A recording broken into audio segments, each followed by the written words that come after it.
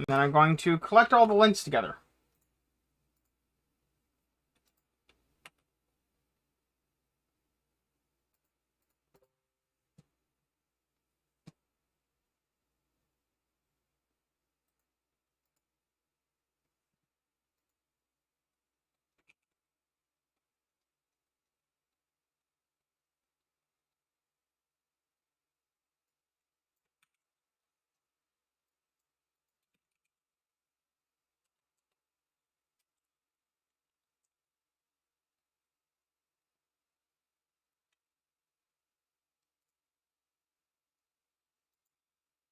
Very quiet in here. I'm sorry, game.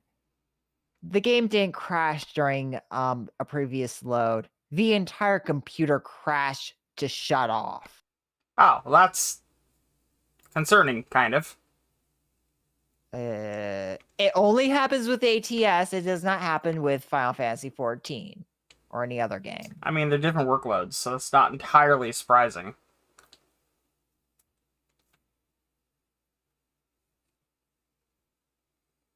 I don't know what's causing the crash. I have more than enough power coming to it, so I don't know.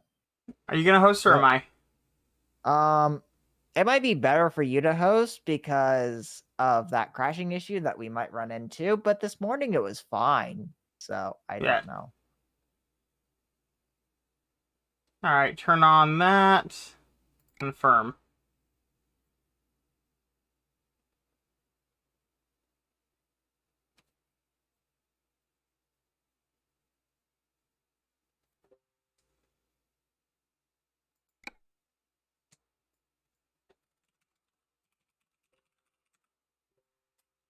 I'm gonna limit it to Steam friends only. That feels like a good idea. Alright. There's something every lactose intolerant person does. Eats cheese. Drinks chocolate milk. That too. Alright, convoy's up. It's called Crutonium.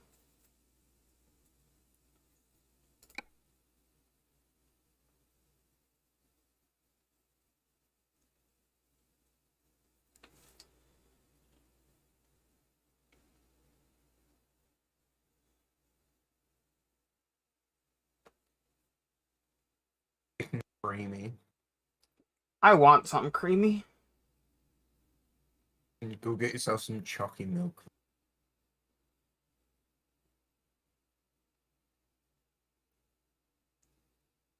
I don't have any chalky milk. I've got white hot chocolate, but I'd have to go get that.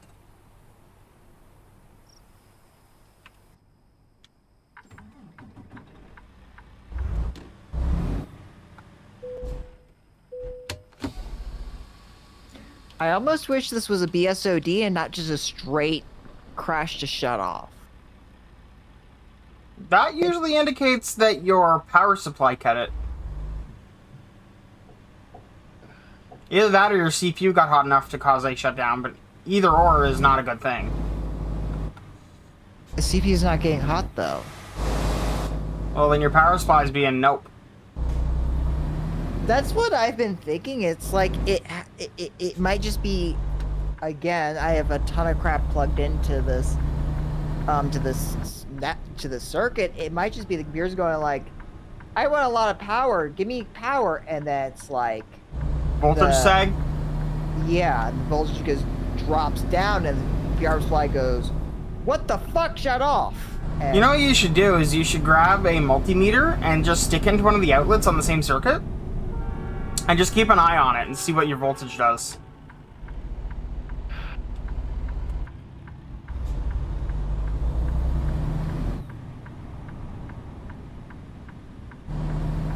it would be pretty reasonable to assume that I'm pulling way too much power from this wall, so... Even so, you should give it a look, because in theory, you shouldn't be experiencing massive voltage drop before the breaker pops. Yeah. So what I'm saying is you should have a look, because if the voltage is dropping a lot, that means that the wire between your computer, or rather that circuit, and the breaker is not actually the correct gauge.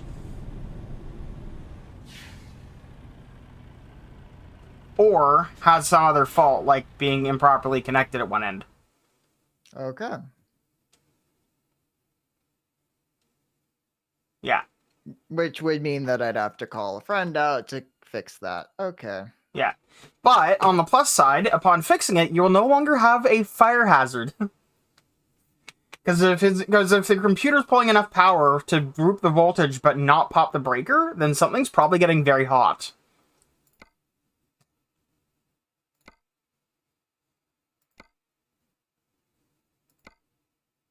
Ooh, I can go to Oakland, California for $163,000. I can just bring propane.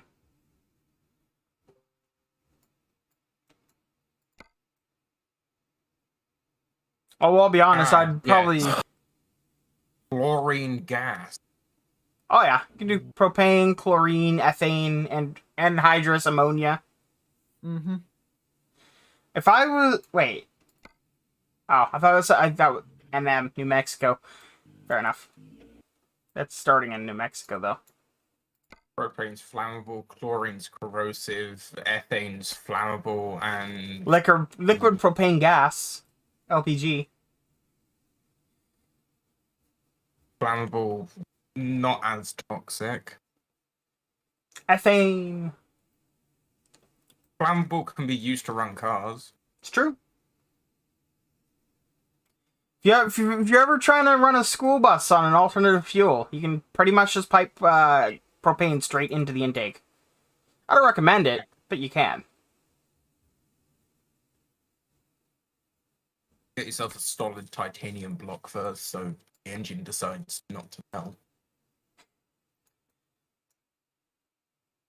I mean, the Okay, engine will I've probably seen be people- fine. I've seen Realistically. people melt. As long as you got enough coolant and you're not running a thing that burns excessively hot above, like, propane. I've seen people melt engines with propane. Yeah. Anyway, are you able to connect wired? Oh, let me do that.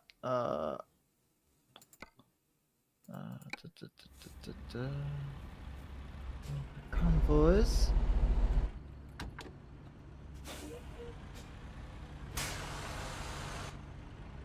FPS is absolutely crap right now. I'm getting 105, give or take.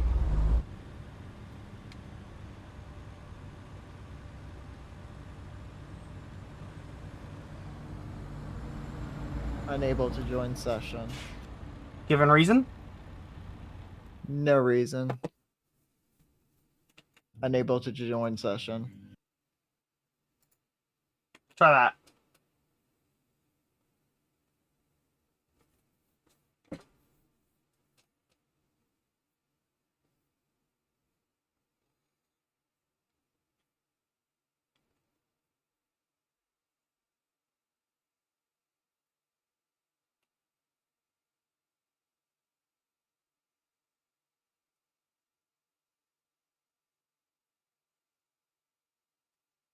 Any luck?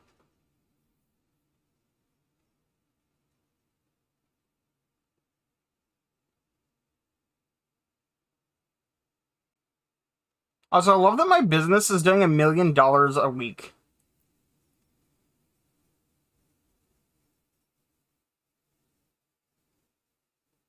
I would love to earn $1 million a week. Right? You'd be a millionaire so fucking quick. Or, a millionaire. A billionaire. $1 million a week. You only need to be in business, what, 1,000 weeks? Yeah, give or take.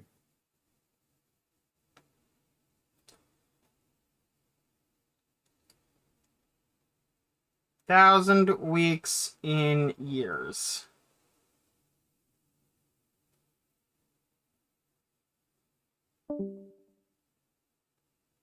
He died again. Yep. 19 years. After 19 years, you'd have $1 billion in the coffers. And realistically, your income's going to continue to increase over that period, assuming that you run the business right. So you could probably get it down to like 10 years. Welcome back.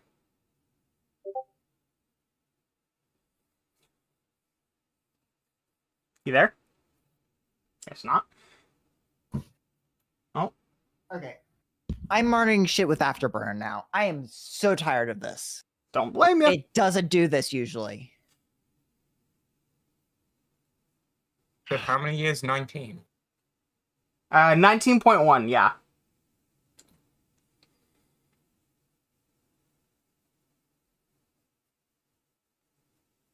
Please show. No, it's not showing. 1,000 or 10,000? 1,000 weeks. I want to go to settings here. I mean, I'm assuming that my 1,000 is correct. Wolfram Alpha, help me out.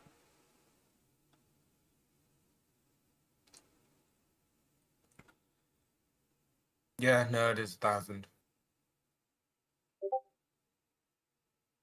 Feed yourself 4 zeros in order to topple it over. How many years would it take to make $1 billion at 1 million per week? Go.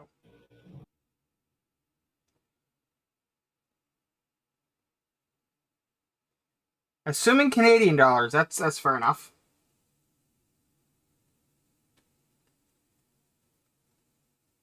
Wolfram Alpha is telling me that Canadian dollars and 1 year are not compatible with each other. An average of 52 weeks in a year. Yeah. You're looking closer to 19.3. All right.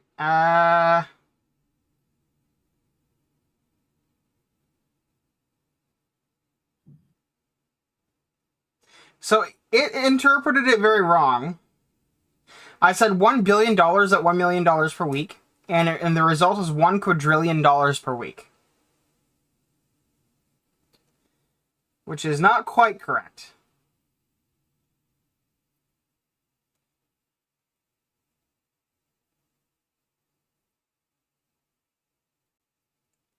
$1 billion at 1 million per week. Let's try that. Let's just remove dollars in the equation. Amusingly, I think it actually got the right one this time. Kind of. No, never mind. Oh, Wolfram Alpha, you're not doing well. Because last I checked, the answer to 1 billion at 1 million per week is not 1,655 hertz.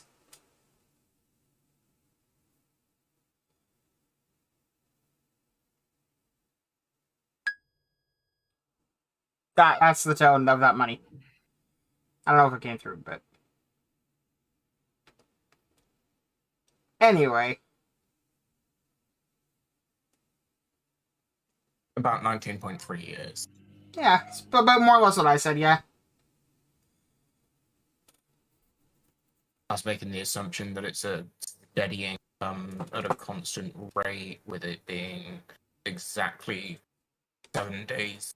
Well, if it's 7 days, that's technically not a week. Yeah. Well, it's profit per 7 days. That's a week. Course of a year, a week is 8 days. There we go. When is a week 8 monitoring. days? Fucked up, isn't it? No, weeks are not 7 days.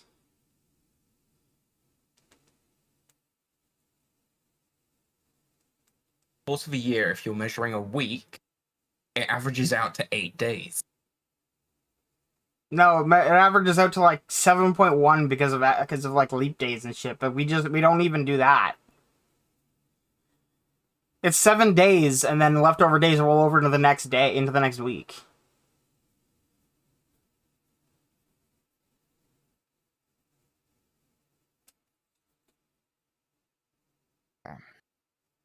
I've never heard of an 8-day week.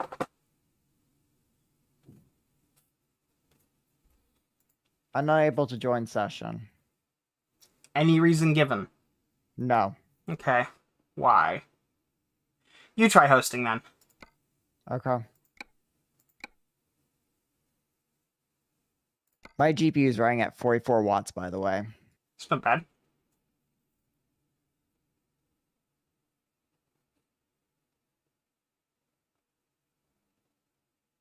Cancel. Whoops. Team friends only. Enable optional mods. Enable traffic. Yada yada. Otherwise, correct.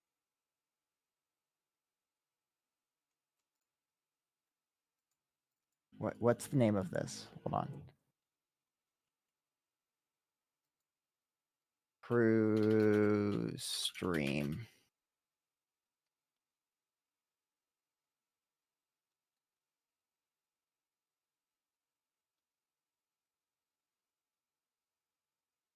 Processing mods.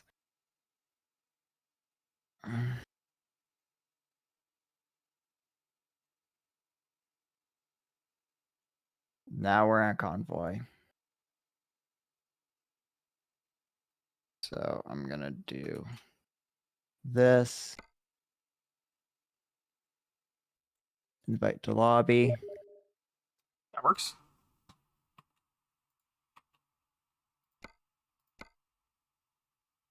Okay, 331 watts, 72 watts on the CPU. All right, I'm in. Oh, cool. Let's just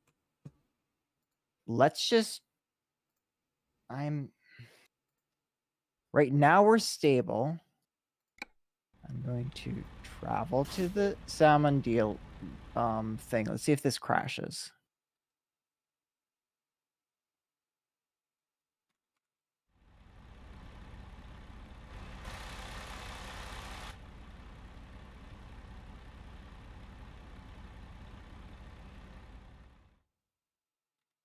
Have you crashed or you just been quiet? I'm just being quiet. Also, where are 'Cause you I'm traveling holding my to? breath. My thing. I'm not even gonna worry about getting anything. Let's see if I can attach my trailer. Where are you traveling to? My You're in Salmon. garage. Okay. Yeah. I don't have a garage there. I Yeah. don't. Well, maybe. I don't know. Do I have that? I don't know if I have the garage. Garage manager. Use- I'm picking up my low boy. Okay. Now where are you? Down in Texas. I can tell. I can go to you though. Del Rio? Yeah. I can go to the garage you're at. I'm just going to Del Rio. I don't want, like, if I crash, I don't want you to be like loading when I crash. So So you're coming to me then? yep. All right. Okay. I'm gonna pull into like the thing that's there, the sleeping and gas thing. Okay. This where we left off? It is. Del Rio? Okay. Different save, so I don't know.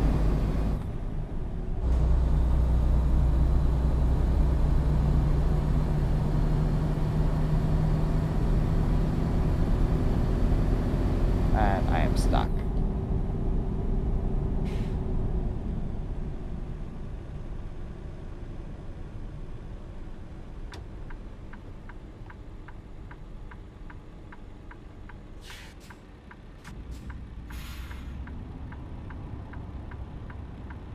Guess I'm going the other way.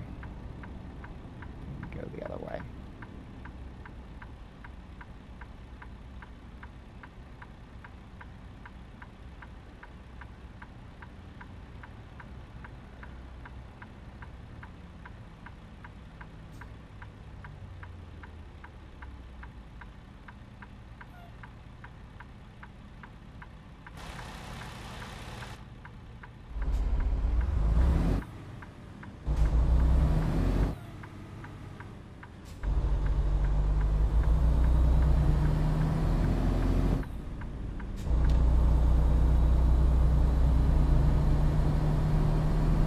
Yeah, to play this game, my GPU only really runs at 100 watts, so I don't know. I don't know what's going on.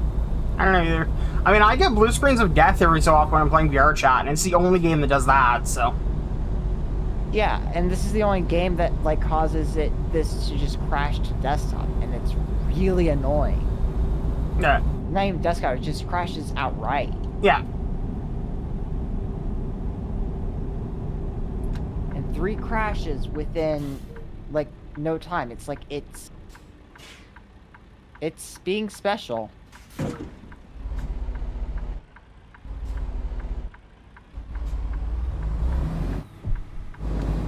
I wish the newer trucks had options for 18 gear transmissions. Which one do you have? The newest Kenworth. Ah. I think it's a W800 or whatever it is. Here's a suggestion: you buy a new truck to do whatever we're doing. But I like this truck. But we are playing with bots now.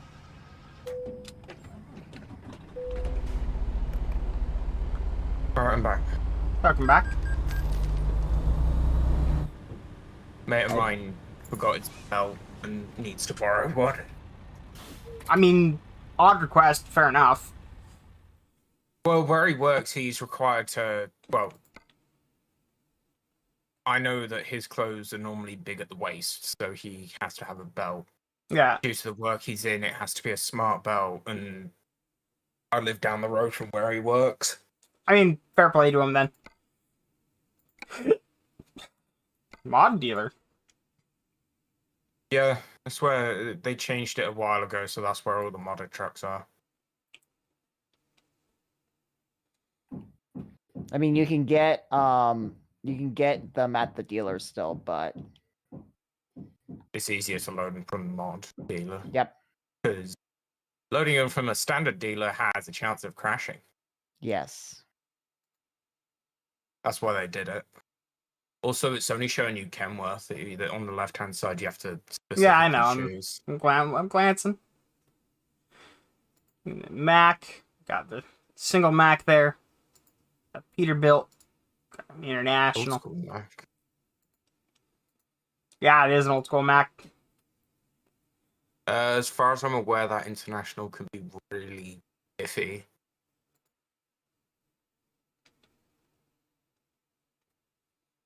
It'll load in, it'll show you the sprite, but as soon as you go to customize it, it has like a solid 80% chance of crashing your game.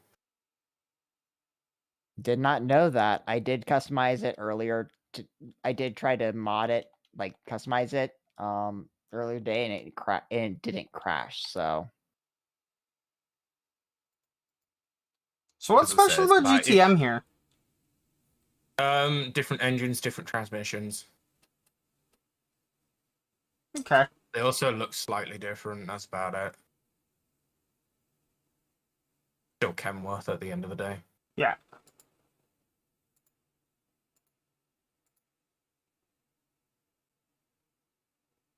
It's a hell of a Peterbilt looking truck right there. Show me the interior. It's all gauges. But, yeah, let's give this Peterbilt a go. How you can get into it. Wow, giving it a super long rear steer ruins your heavy cargo sport. Yep. And that's because you're going from a 8x4 to a 6x2. Yeah. You could shove 605 in it.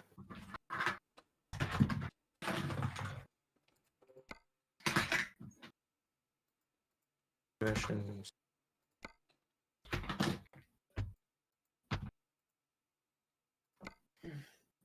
game is working. I'm gonna pull up the stream on my laptop Okay. so I can see what you're doing. God, that standard fucking purple pinstripe. Heh. No, when I was happily playing both ETS and ATS. I did decide to join a trucking company, and that was their color. I kind of dig this paint. The couple here that look really good.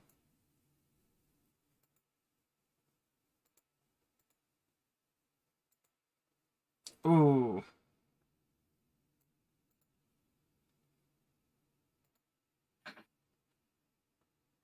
Oh, that's one of the modified 9 things. Okay. Yeah.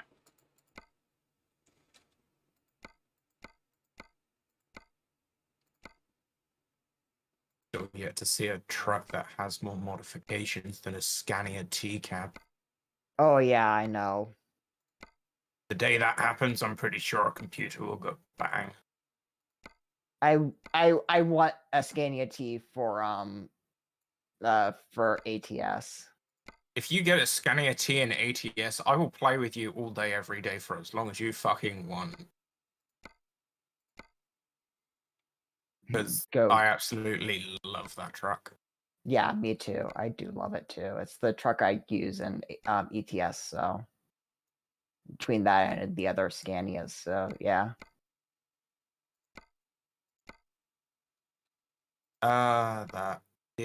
So the one before the sun visor, you only see the red dots when you're on the inside. I know.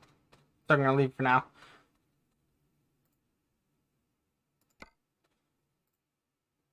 Here we Holy go. marker lights, Batman. This isn't going to just be cancer at all.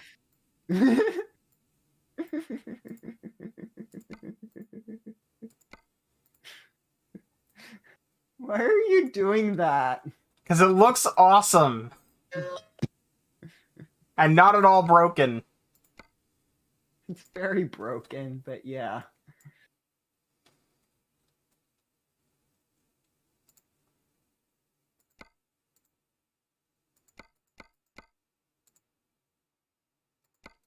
So I heard you like honks.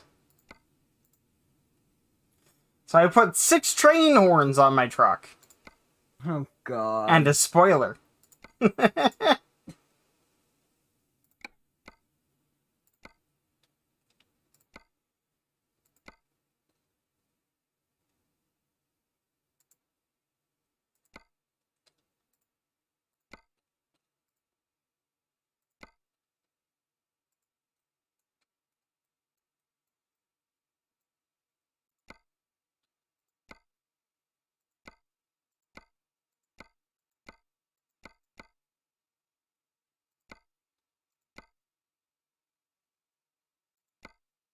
And an aero kit. Yeah, this is a high performance truck. Because that's what this truck needs to be. Aerodynamic. Yeah, I'll take that mirror. I don't want that. That blocks my view. GPS menu. Clock. GPS off. Truck info. I'm gonna go GPS. I want dash things. I want chewing gum there.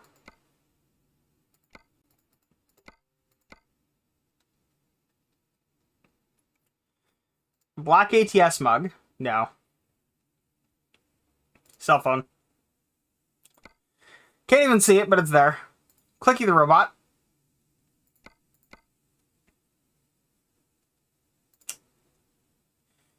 A mug. Oh, you know what? No, these are both going to be mugs. I'm just going to have 2 mugs. I'm not an addict. You are. No, I don't want a bobblehead. I'll have a burger just over there. It'll just be chilling. On my cabinet, I shall have an eagle sticker, and a salamander sticker, and a Goodyear sticker, and another more different Goodyear sticker, and a guitar sticker, and a hat sticker. Okay. And an Idaho sticker, and a maple syrup sticker, and a steering wheel sticker, and a taco sticker, and a trucker sticker. It's my sticker collection.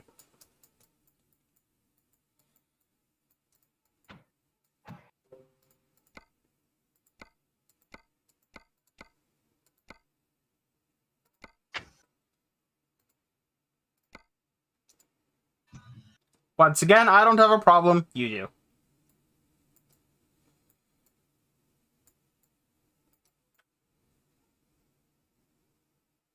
So this is gonna be it's gonna be a $300,000 truck.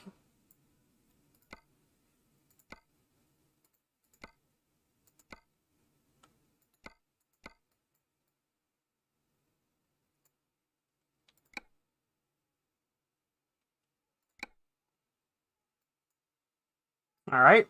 Looks like I'm putting it in El Paso.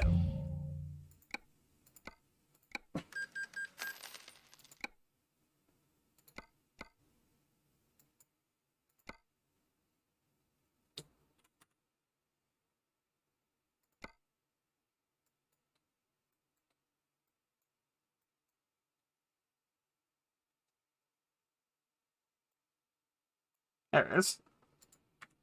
All right, we're driving to El Paso. Oh, hi, DM. Or DM. Wired.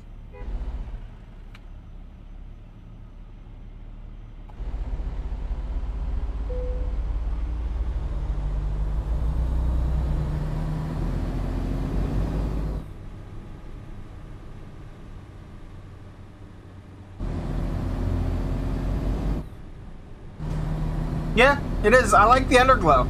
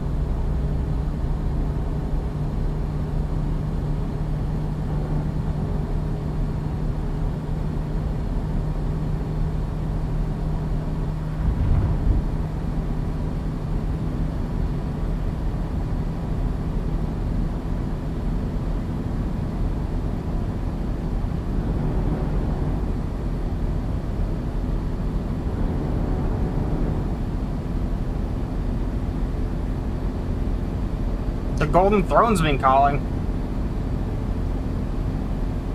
I didn't know you were royalty.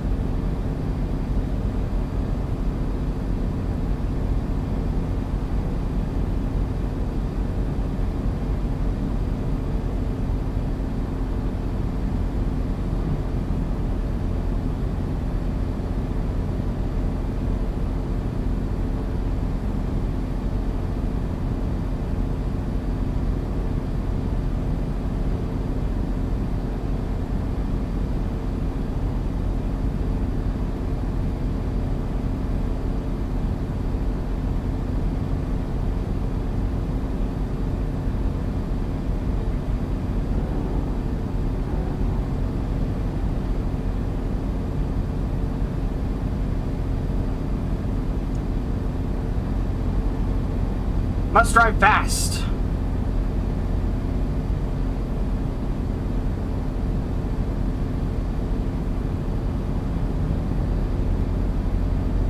I love how I'm trading in my truck, and I've only put like 13,000 miles on this one.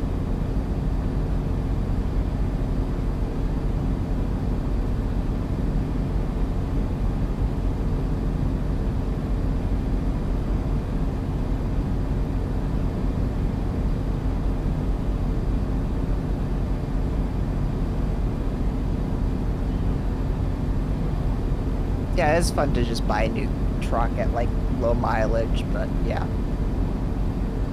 Meanwhile, in reality, no the fuck you are not buying a new truck unless it's over 1 million miles. Basically. Oh, and all diesels are going up in price, by the way, Well, yeah. because no one wants to mess with the emission systems. So,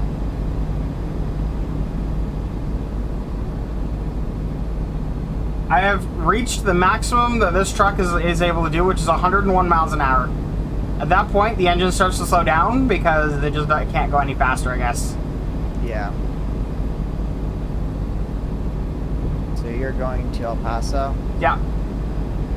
I'll meet you at the thing. Yep. I shall be arriving at the garage, honestly, pretty quickly at 100 miles an hour. Where's your low boy, by the way? My low boy, what are you talking about? Heavy trailer. Behind me? Oh, you mean, oh, okay. Well, I'd have to go and I'd have to go get one. I don't know if I own one, so I'll probably just buy one. Okay. If I do own one, it's probably being used by one of my drivers, so. Okay. That's the reason why I private my trailers, so I always have something to use. So yeah. Yeah, but I make $1 million a week. I can afford to just buy a trailer. And then I Yeah. make more money because they use it, and yeah. Yeah. I only have one driver on this save.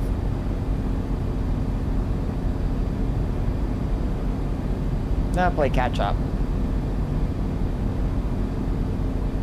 Catch up like you're gonna drive behind me, or catch up like you need to get more drivers? Catch up like I need to drive behind you, so. Ah. Are you able to do more than 100 miles an hour? Oh. No. Well, then you're not gonna really be catching up to me, are you? Unless you bin it or something. I mean, I suppose. I'm a good driver. I think we'll be fine.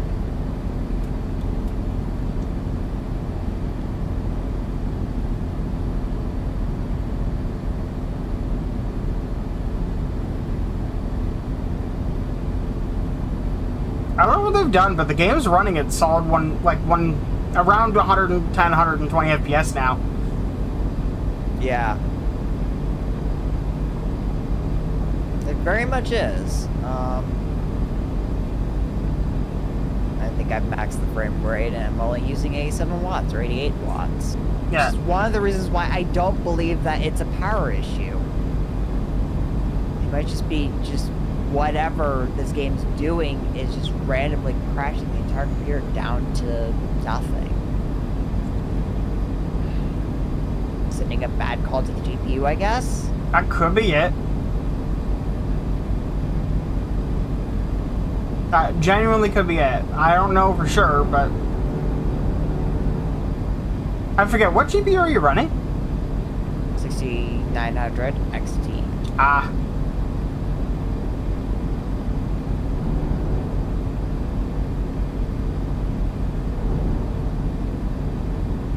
But yeah, if it's not like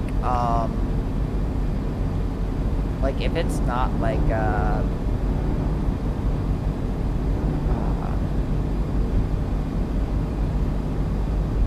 if it's not like I don't even know. If it's not like a power issue, because power-wise, everything should be fine. Because I'm monitoring powers and stuff right now. It's like it's not a power issue. It's not a temp issue. It could literally just be an unfortunate interaction between the game and your specific computer, even. Yeah. Like, I ran into an issue, and I kid you not, earlier, like, I was debugging it for like 6 hours, where there was an interaction between NuGet, which is the package manager for C#, and the Linux kernel, where if you were running NuGet in an automated fashion, it would crash because of a race condition. Yeah. but only on that specific Linux kernel on that specific computer. Okay. Yeah. Presumably something, someone optimized something in the kernel, or something got somewhere in the kernel, I don't know what. Whatever it is, it made it so that on that specific computer, it crashes. Yeah.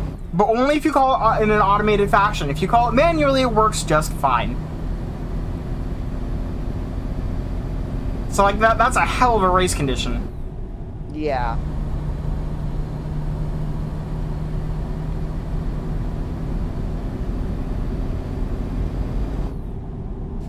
Works now. I just told them to stop using the latest Linux kernel, which, fair enough. Yeah. The old ones are still supported. It's actually it's actually just running the same kernel as my desktop now. Which is the Zen kernel, which isn't meant for server use, but works just fine for it. It's tuned for desktop workloads.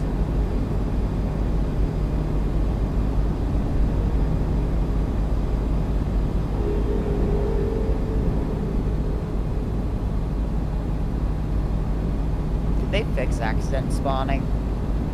I don't know. Depends on what you mean by accident spawning. Like when we were first playing this like a while ago, it's like we'd always run into accidents. Oh like, yeah, no, all that the was time. fixed. That and the weather was fixed ages ago. Yeah. I believe it's only the host that is taken into account for that stuff now. Or rather, if the players are together, then whoever's in the front determines the crashes, and if they're separate, then everyone determines their own crashes, and weather is only determined by the host. Okay. That being said, the weather still desyncs, so your mileage may vary. See back for details. Yeah. Okay. Drive off the side of the road and total my truck? Nah. I just bought a new one, though. And he's going to get it, so. Did you buy literally every garage in the game? No, not all of them. I'm still working on that. Partly Okay. because I'm still working on hiring all the people. Ah. And buying all the trucks, and... Yeah.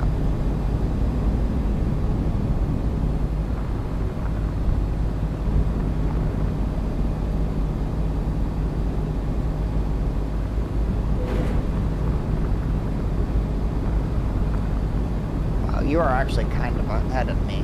Oh, yeah. I'm actually just, like, driving on the shoulder now. Occasionally just off-roading, because I can.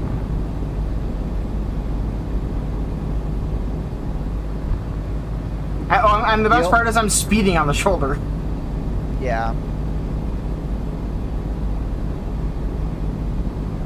I'm gonna get back to raising my virtual daughter to be a literal blender of a human being. Are you playing The Sims? Snecko, are you playing The Sims?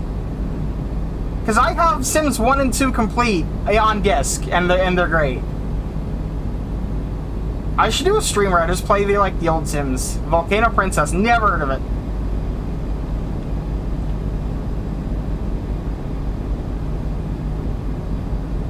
But do tell me more.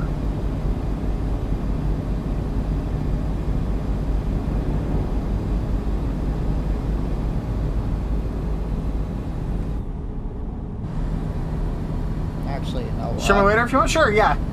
But also tell me more, because I'm curious. But yeah, I should do a Sim stream one of these days.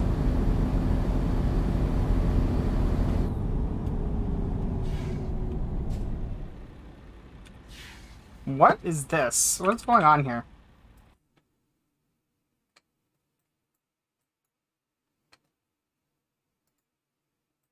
Oh, my trip's a lot shorter than it was showing. Yeah. Because apparently I had a waypoint taking me all the way back to where I started. I'm gonna grab a computer. You say you're gonna grab a computer? Yes, laptop. Ah. Because I have to on laptop because I'm not running browser right now on desktop and it's not crashing. So I'm going to make sure that it stays not crashing. I'm going to put a browser on the thing. Now, let me head in your direction. He plays a single father raising a kid. There's 4 stats you can raise to a child to depend on what you want to do, on what you do and how you act. There are also 3 overarching attributes that determine general life paths for a child. Okay.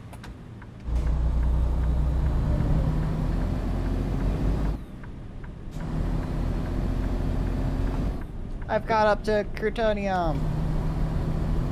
Bullshit. I did not quick travel to catch up with you, just so you know. Bullshit.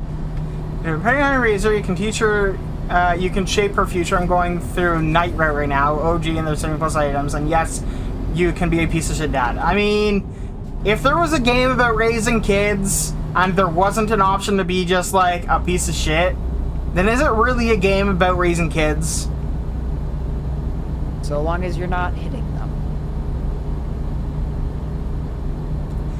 On one hand, I agree with you. On the other, I feel like if it's like it should be allowed, but it should be like heavily discouraged for obvious reasons. But like, because like I don't like child abuse, to be very clear. But I think a video game that's focused on raising a kid, you should be able to explore every avenue.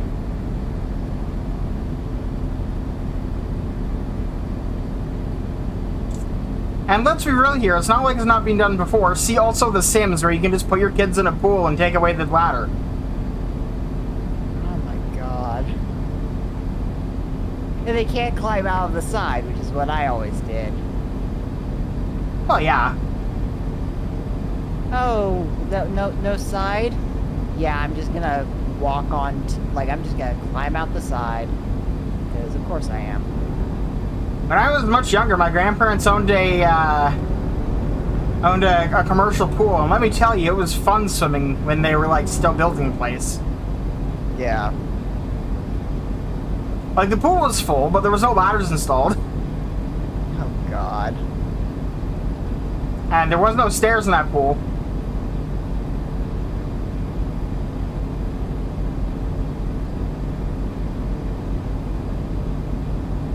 The water was also green, but that's just because the pump hadn't finished filtering it yet. And city water is green when you pump enough of it into a large pool. Yeah. It raises her darkness by a fuck ton. Once darkness goes to 50, not sure about this part, I've never done it.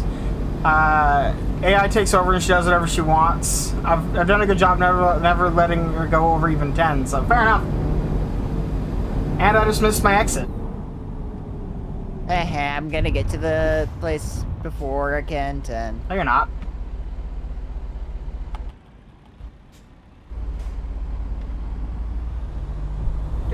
What are you doing?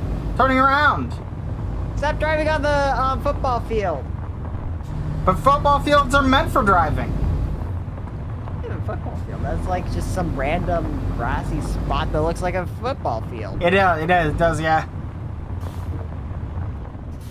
Did you hear Demo Ranch, or Demo Matt bought a resort? I did not. Yeah. Also, that's rich coming from you, Snecko.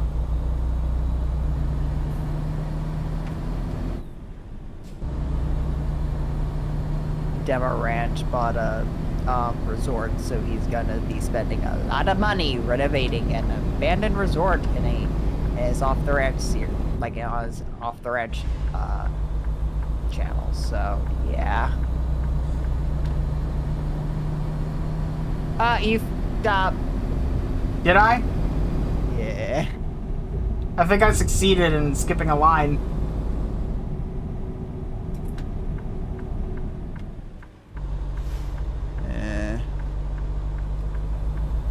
Very valid.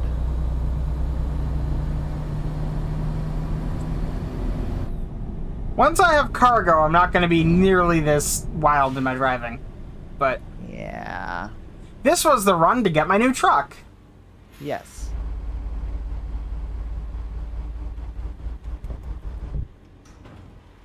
I really hate the fact that they don't put you back at your garage.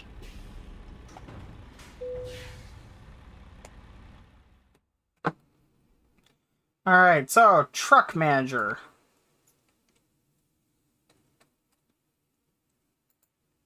Was it this one that I just bought? What was it that I just bought? Should be at the bottom of your list. Ah.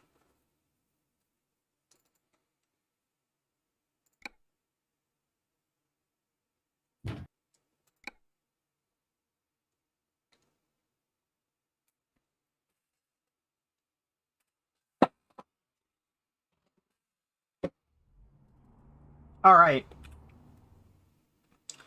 Now I just need a trailer.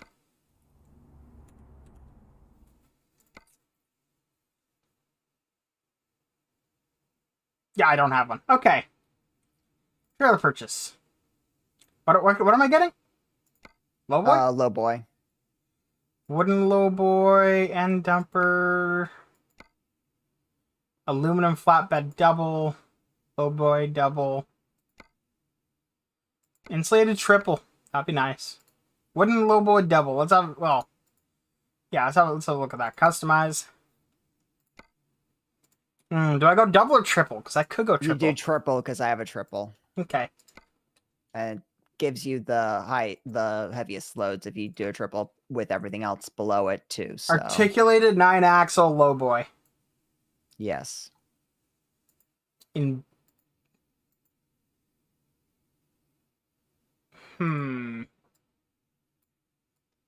Neon pink. Yeah, yep. Sold.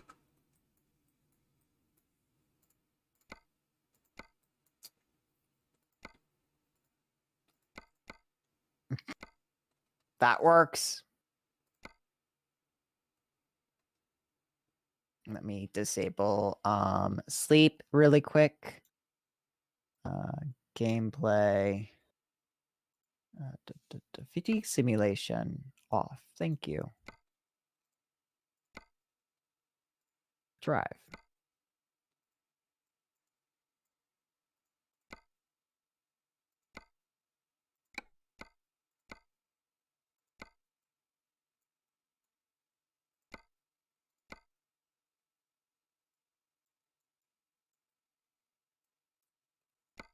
So many tires to customize. Yes. I wish you could say apply to all tires. Yeah. I paid for the Goodyears. I'm going to use the Goodyears, damn it. Yes, I'm pretty much the same way. Honestly, I want Toyo tires. I want them to be the next tire sponsor of this game. I'd have fun with Toyo tires. Pirelli. Or Pirelli, or really any of them, really. I don't think Pirelli sells,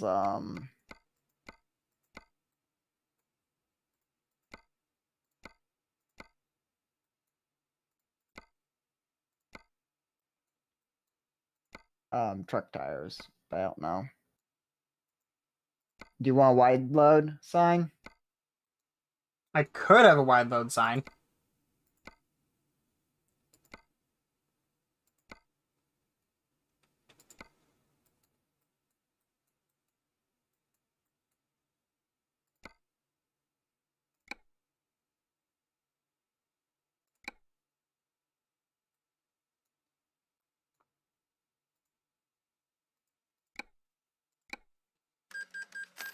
You want it in the same garage that you're currently at, so. It is. And then trailer manager. Use, yes.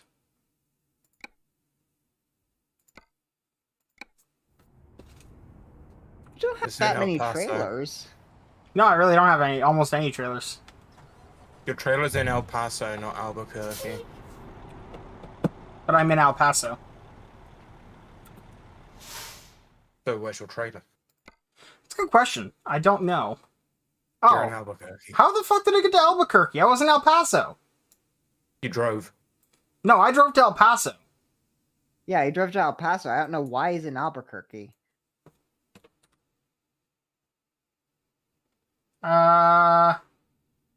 Quick travel. Yeah, I'm trying to find that. At the bottom, 4 in from the left.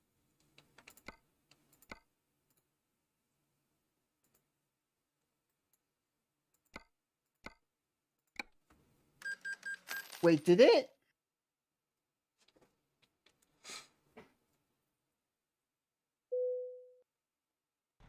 Did the Oh, it automatically attached my trailer. Nice.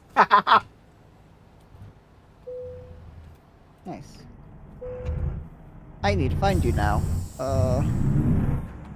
Actually, I need to find a job. How many gears do I have? 18. Oh, sweet, 18. Nice. Yep. To El Paso. We have a log loader that's going to Missoula. I You have wanna a do that? wind turbine going wind turbine nacelle going to Spokane, Washington.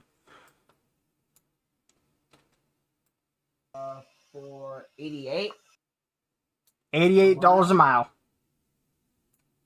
148. I mean, why not? I mean, it's up to you. We can do either one. I mean, the log loader takes us into Montana, which we've not been to a lot. So I mean, this takes us through Montana, and then through the little tiny top of Idaho, and then into Washington. So yeah, but Washington's an old DLC. it is. Fair enough. We'll take yours. I don't really care Okay. that much either way.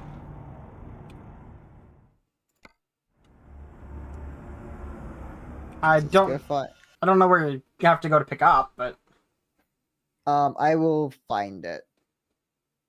well, yeah, but I want to follow you there so I can go grab it at the same time. I'm at the truck stop. I know you're like to the right of me. Where are you going though? I am going Is it El Paso Freight? to El Paso Freight.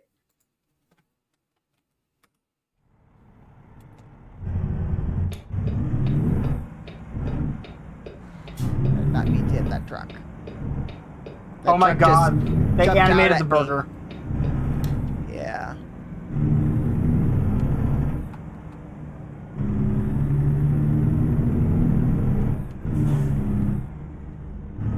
Oh, this is a Western Star dealer in El Paso.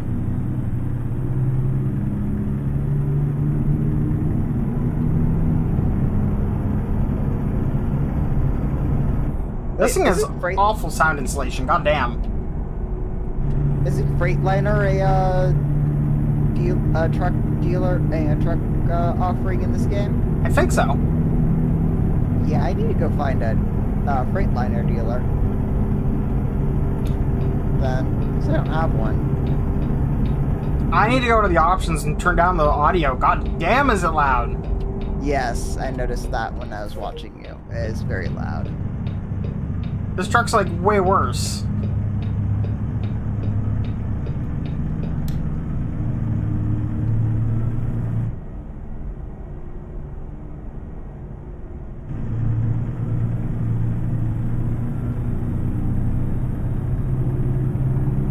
Turn them down when I get to the pickup place.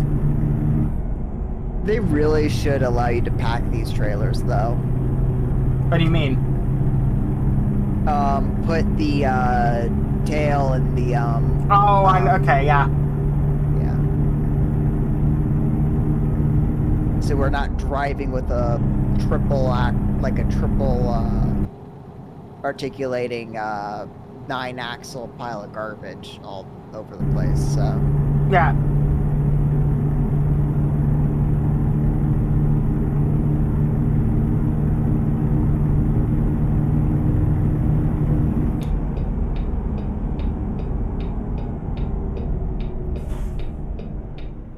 whoop. So it does a little bit too quick.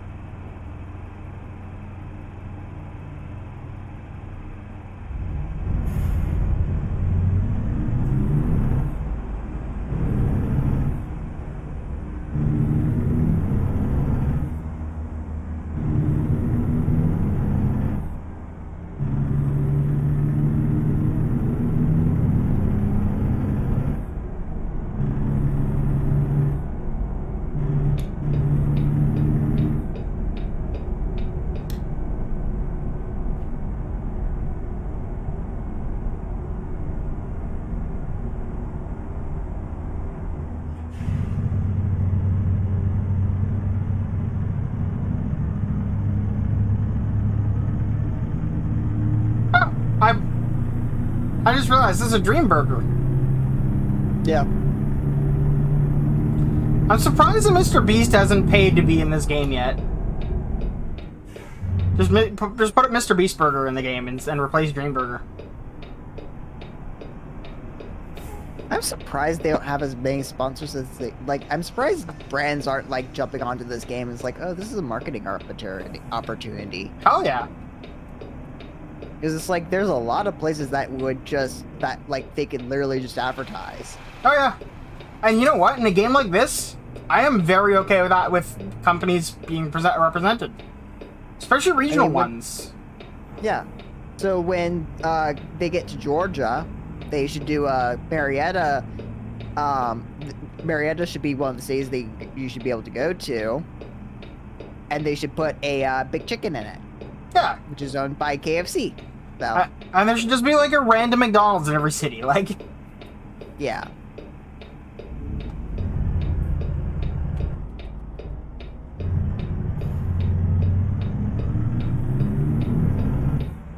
And if they ever do Canada, Tim Hortons. Yeah.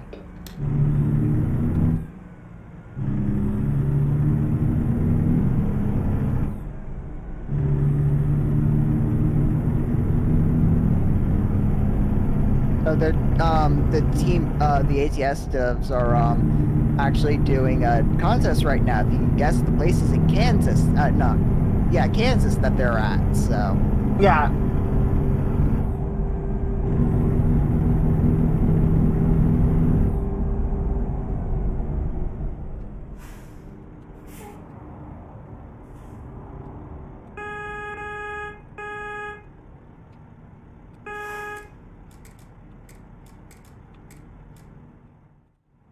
I don't know what the horn button is.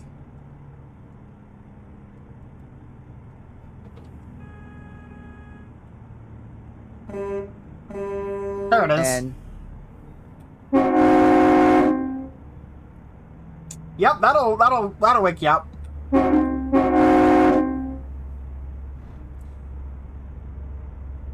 Can you hear that? yeah, I can.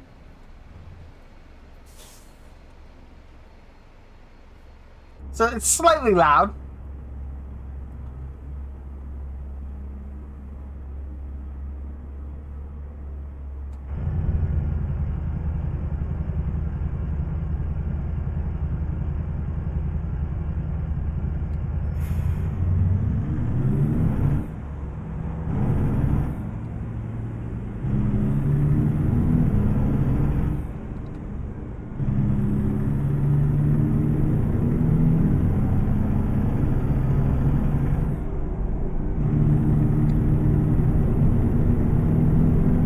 I do not know why I'm driving in third person right now. Nobody does. Driving in the suicide lane, driving in it now.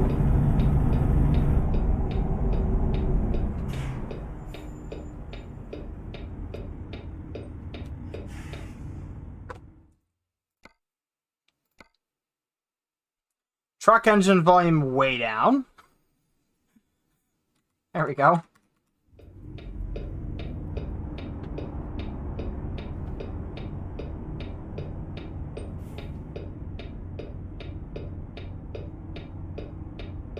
Do you hear those construction sounds, by the way? Yeah, kinda. Okay. They're building an extension on the house, so. It only comes through occasionally, so. Okay.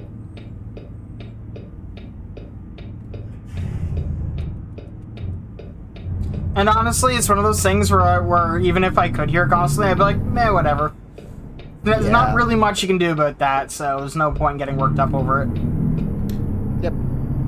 I mean, it's one of those things I just don't care about. It's like if I was recording something like that I needed to have like absolute quiet for, I'd be very annoyed by it. But you'd also probably just grab your laptop and a mic and go elsewhere. Yeah.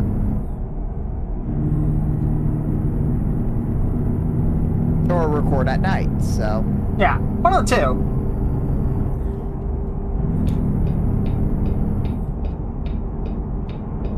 they're only here during the day, so...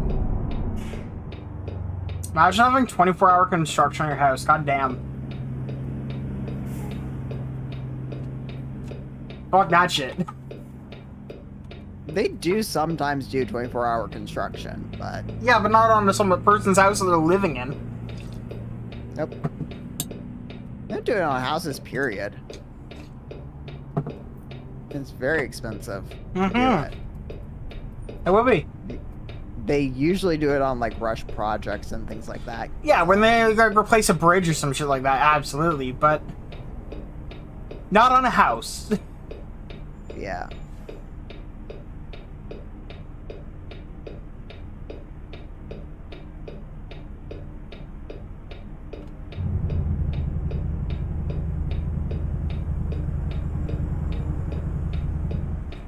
George Perry Boulevard.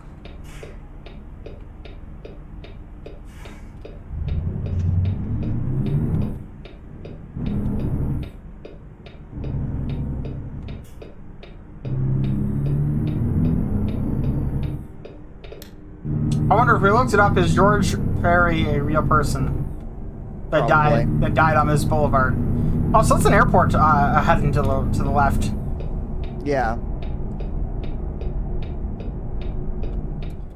He said, then reading the sign that says there's an international airport. And yes, I definitely pulled in the wrong side just now. Oh, and I need to be out of the way for you to be able to... Yes. Hang on. Pull through.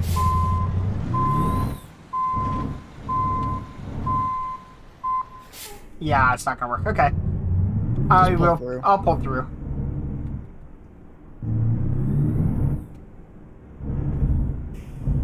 Oh god, there's nowhere to pull through on that side. To the right.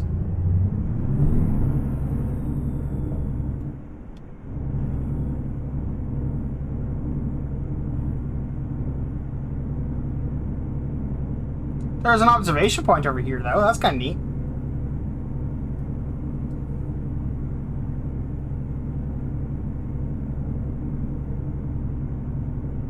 That's not what I wanted. I wanted... Cargo market. Log loader.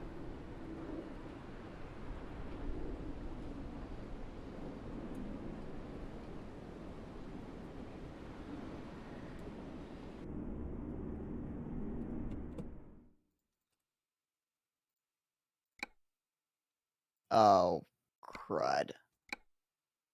What? I am stuck on something.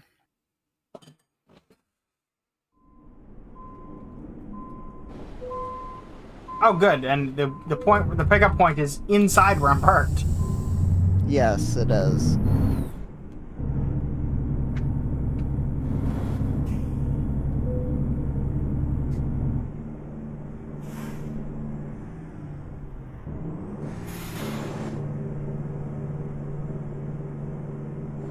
Just gunning it in, like, first gear. Second. Whatever. Still gunning it in that low gear.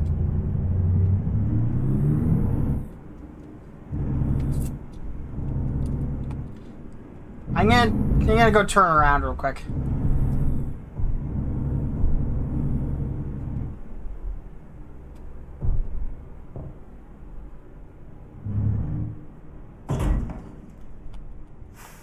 Fuck you, there's nothing actually there.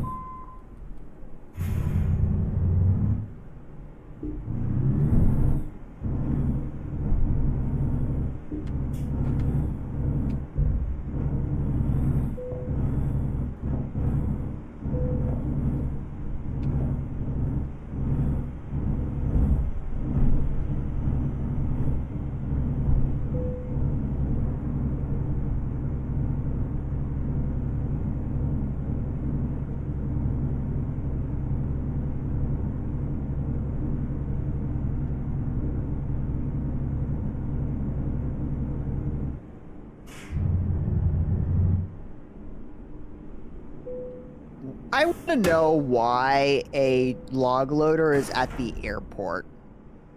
Someone's shipping expensive trees. No, I think they just air freighted a fucking log loader, Or that. which is stupid and extremely expensive. Yeah, put it on a truck. Bit cheaper. Don't need an entire plane for it.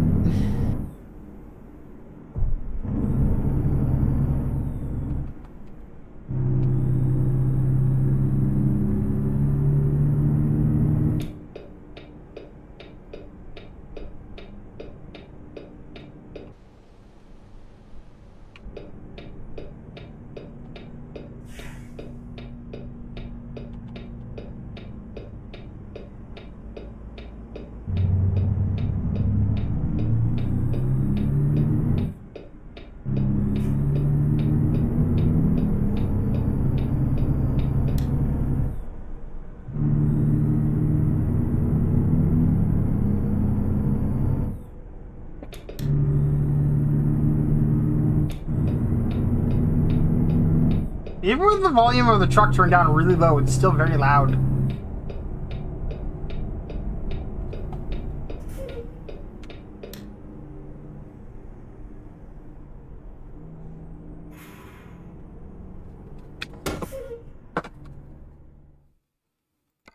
I do like my extremely green kit. It's pretty good. It has underglow too. Yeah, I didn't see an option for underglow on my truck.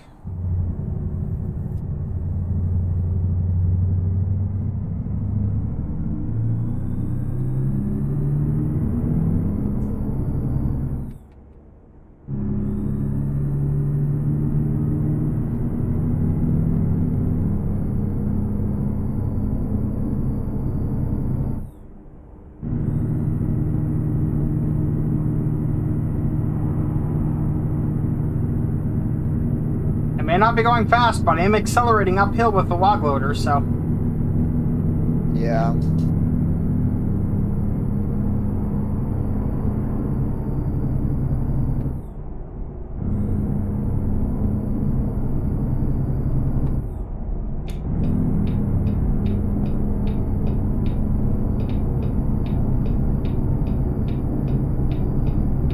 Oh, and it's begun to rain. Beautiful.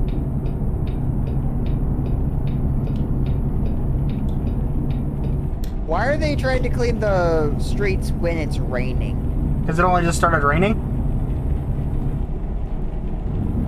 Also, I've seen street sweepers in the rain. I don't get the... I've never really seen a street sweeper, so... I mean, for the most part, they aren't really cleaning the road so much as removing the litter from the road. And any other, like, you know, broken glass, nails, things like that. Yeah. So whether or not it's rainy or not really has no bearing on whether or not they're effective. Yeah. Around where I live, I think every other day you have to park on a different side of the road so they can do that. So like on a Monday you'll have to park on the left side, Tuesday park on the right side, etc., etc. Okay. Yeah.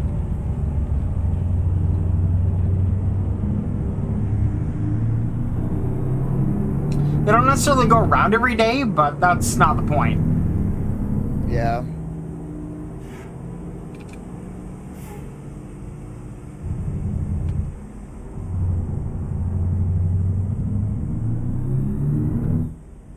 Basically, that's what the road maintenance cost in City Skylines is.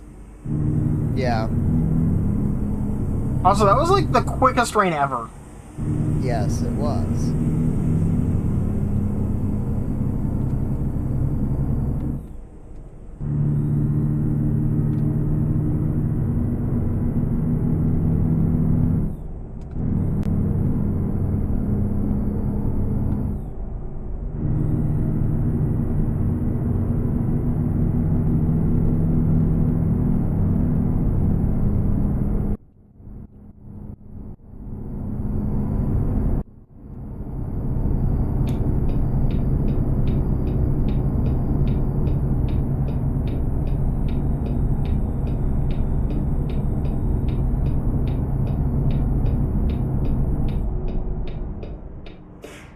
Well, that was a car accident.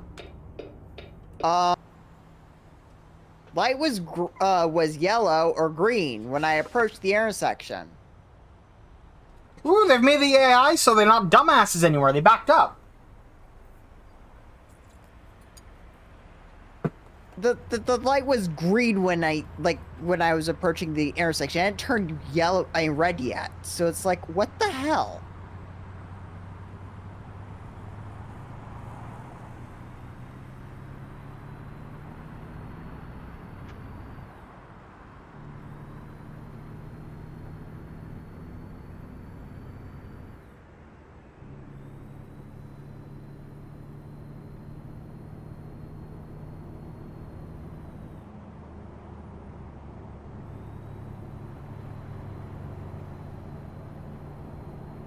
ATS Bank. Strip Yeah. Mall. We got a Yu-Gi-Oh studio. And other things. Yeah. Also just totally call it a Yu-Gi-Oh studio. What's my avatar? It is a synth. And I just totally ran a red. Mm-hmm. Not because I did, but...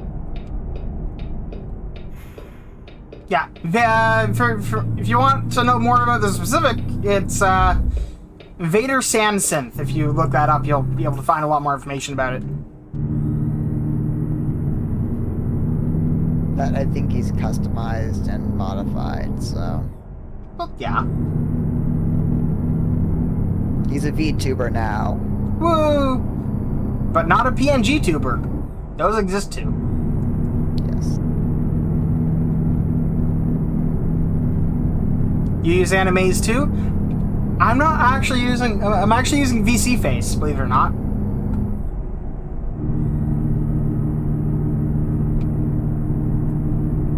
I'm surprised, like, VTubers didn't really catch on with FaceRig. Well, FaceRig didn't really give you enough of the ability to change your avatar, really. Like, it was basically use what we provide you, and anything else is hacks. Okay. Yeah. I think they really missed a potential market there. I thought there was actually modifications that would... Oh, there again, it was hacks, but you could do it. Okay. What was the point behind FaceRig? So you could have a voice call and not have people see your face. Okay. It was early AI mapping of the face. It did a decent job in absolute fairness, but... Oh yeah, in all fairness to FaceRig, it's pathed a lot of other technologies. They've just kind of given up on it though at this point. Yeah, the developers behind FaceRig have just, like, gone and made a new piece of software. I don't remember what it's called. It might be Animes. I don't remember, but...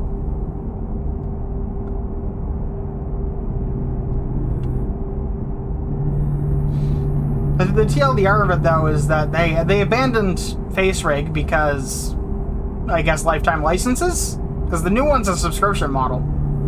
Yeah.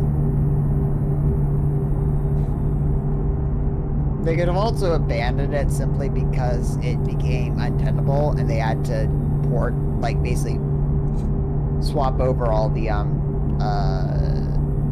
I mean, this is just conjecture. You don't know this. Yes.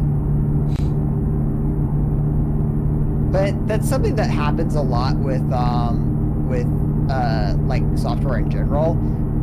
The cost of maintaining software becomes greater than the cost to just port at what you need over and create new software. That is the thing. Which animes would make it easier to customize your avatar? At least with VC Face, you do all your customization in Unity. This is actually my VR chat avatar. I can confirm Animes is the same company as FaceRig. Yeah, okay.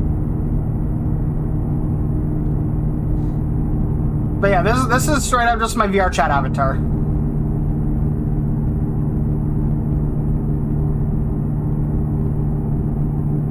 which he has to have two separate ones for the software they uses for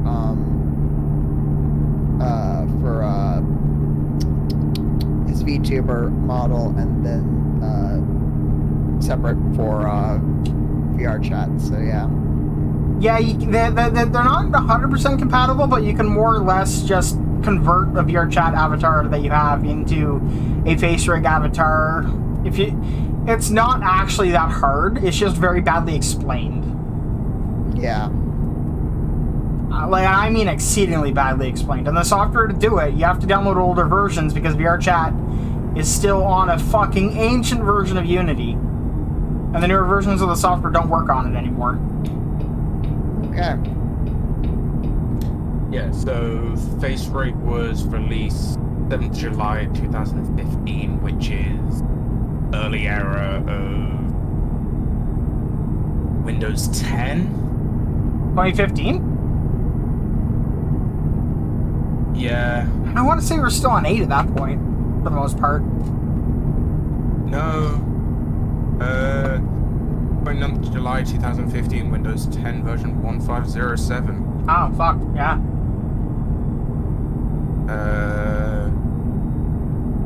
Yeah, so...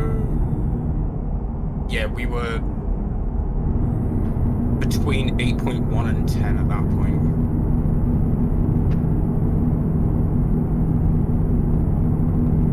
.1 was a solid OS. Especially when you got... Face Rig is older than Windows 10. Yeah. By 22 days. That's impressively close, actually.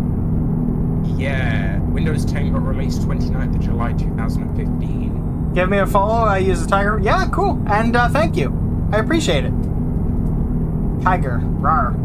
I don't know why I said that. That was... Anyway. Wow. Okay, Protogen. But yeah, we were end of 8.1, beginning of 10 when Face Rig got released. So literally not long after they decided to release it, they had to update everything. That's, in all fairness, I think they updated it about a year into Windows 10. I mean, in fairness, there wasn't really much of an update to do between Windows 8.1 and Windows 10. There was very little that changed, at least for client software. Oh yeah. The magic of what Microsoft manages to do is more or less that old software still runs, unless it's like 16-bit. And honestly, honestly, there's no excuse for that because there is open source software even that lets you run 16-bit Windows software on Windows. Yeah. It's actually relatively easy, as it turns out. So it turns out that support for Windows 10 version 1507 long-term servicing channel ends in 2 years and 5 months. Oh yeah, LTSC was pretty good. LTSC and LTSB, those are the two long-term servicing channel and branch that they changed at some point. You can still get 1507 and it's still supported. Yep. Now the regular version isn't anymore, but those versions are. The license for those versions is rather expensive though. Okay, so quick fun fact, because I'm looking at a spreadsheet of it at the moment. The last active support for Windows 10 Enterprise ends in 5 days. Yep. Wait, what? Windows 10 version 20H2 Enterprise Edition. The active support for it ends in 5 days. Okay. I thought that... I'm looking at a spreadsheet and it tells me that. Okay. Fair enough. We've got... I'm irritated that none of the traffic is going as fast as the speed limit. That's specifically 20H2 Enterprise. Obviously, we've got 21H2 Enterprise.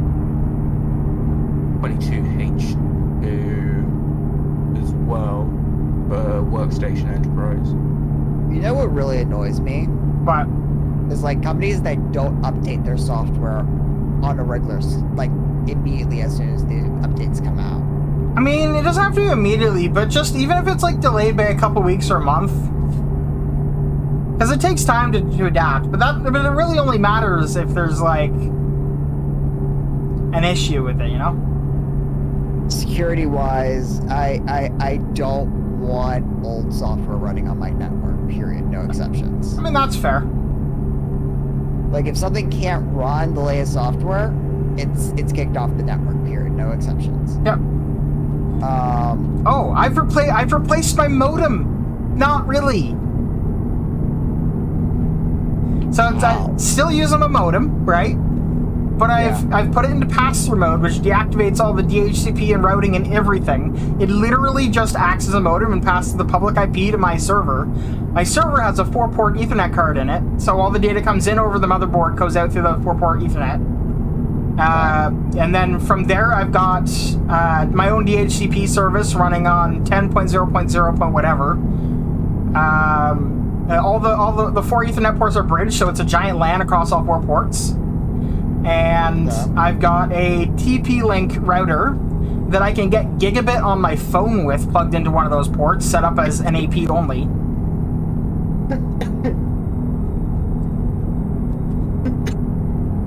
I need to buy a new AP and a new switch for my network, but Yeah. I need to get a job first. Yeah.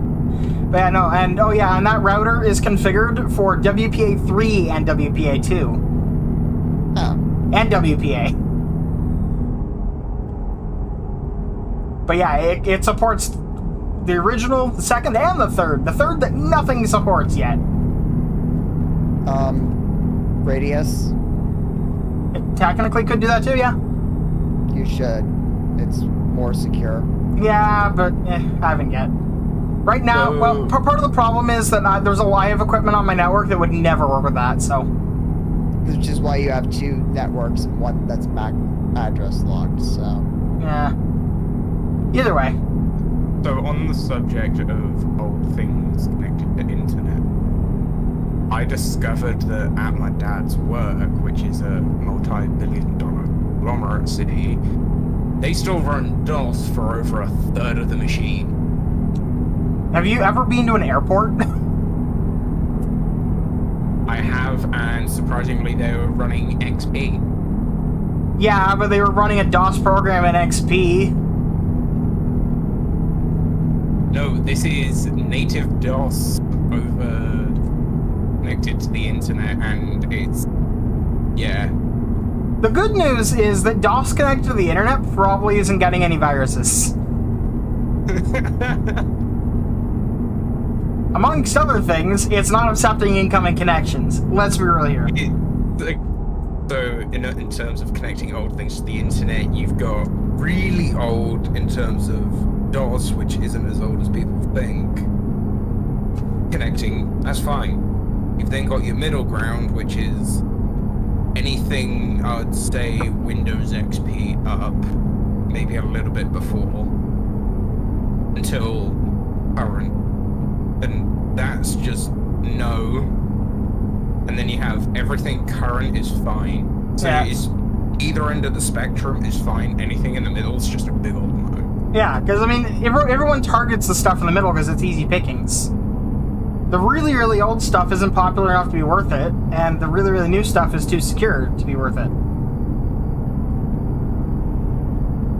Usually. I mean, obviously, there's always exceptions to everything, but Yeah.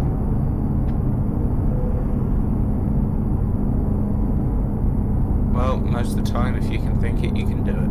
it's true. Yeah.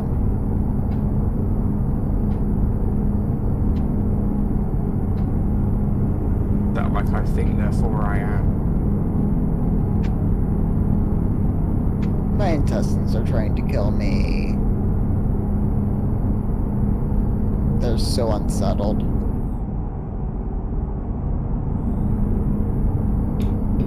Are you lactose intolerant? No. I like Not dairy, lactose. then. So do I, and I'm lactose intolerant, so fun. Cheese eating contest.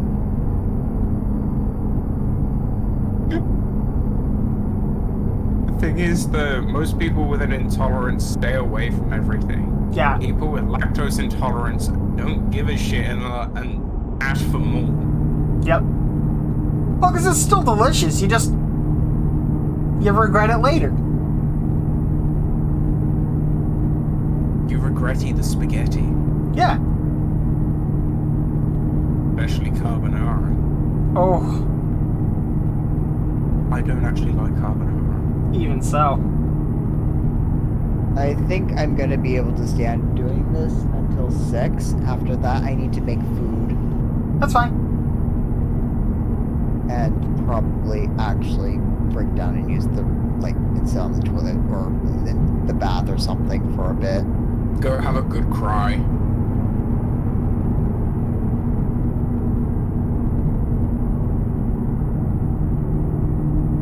Because ironically, it's like just sitting in the tub, with some warm water and stuff. It actually does soothe my stomach quite a bit because, for whatever reason, the just sitting in the toilet, it works. I can't explain it. In the toilet. Hell yeah. Hell yeah. Go into the Ministry of Magic through the guest entrance. Wrong choice of words. Yes, staying in the tub with warm water and stuff actually does work. So, There is a reason behind that. Yep. yeah. You know why? Why? It's due to you being slightly buoyant, so everything just... Gravity isn't as effective. Okay. In basic terms, so it helps release a lot of pressure on your body. Okay. If you make it saltier, then you're more buoyant, and it helps more. Yeah. Yeah. That's why people put Epsom salt in their water. Yeah. Wouldn't recommend drinking it. No. Honestly, though, you can get the same effect with like table salt, though. So Yeah. you don't actually need Epsom salt, because salt, guess what? It's all sodium at the end of the day. It's Sodium not all chloride. sodium. Well, in this case, it's sodium. Most of the time it is sodium chloride. Epsom salts are magnesium bromide. Even I'm so, gonna Google that. even so, yeah, you get the same effect with table salt, though.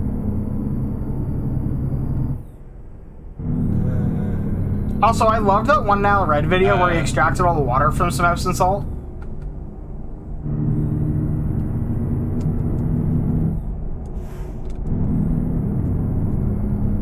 What is it? It's magnesium something or another.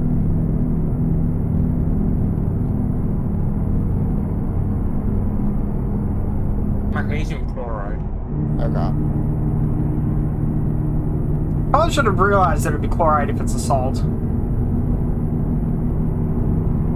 Magnesium bromide's also a thing. Yeah, I think that's also a nastier chemical. So. I'm pretty sure magnesium bromide used to be used as part of chlorine for pools, but more recently is being more or less outlawed because turns out it's really bad. Yeah. Yeah, magnesium chloride is closer to a fake table salt in larger crystals, whereas magnesium sulfate is a little bit more dangerous and should just know. Oh no, Epsom salt is magnesium sulfate, magnesium flakes is magnesium chloride. Thank you, pictures, for telling me the difference, because Google is shit. Yeah. Yeah, it's magnesium sulfate. Okay, so it's in the same group as chlorine and all that mess, so. Yeah.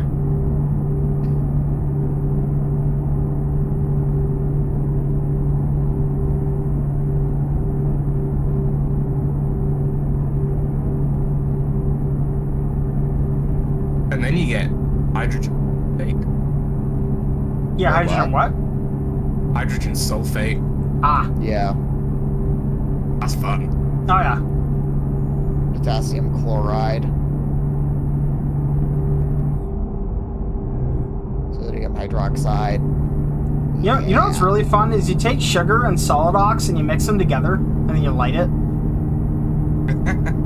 Isn't that basic for solid? Sorry, say it again? The basis for solid rocket fuel. If you added sulfur to it, would be. With just sugar and solid ox, you get essentially a very, very reactive smoke bomb.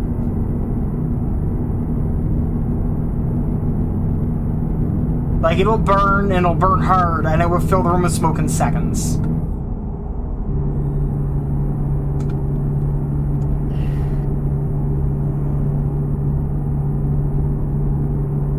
I love the Like- fact we go from baths.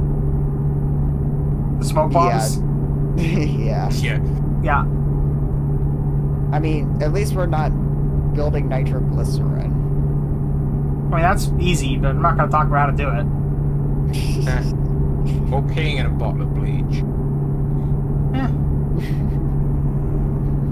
Yeah, don't mix your ammonias and your bleaches, guys. Bleaches. Yeah.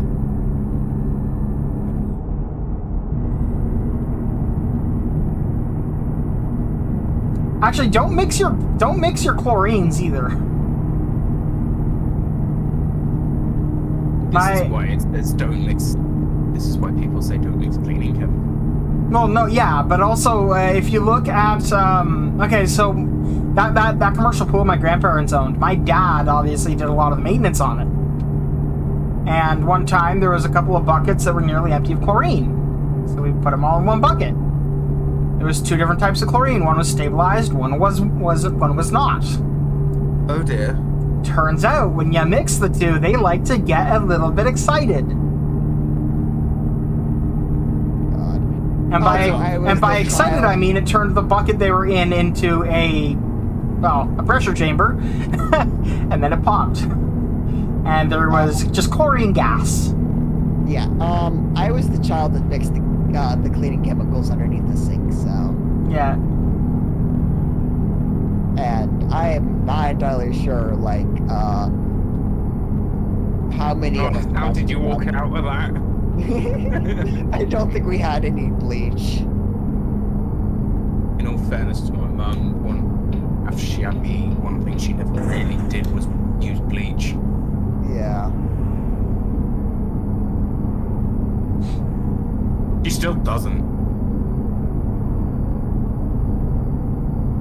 I have a cat on my desk now. Oh, whoa. She's being adorable again. Fair enough.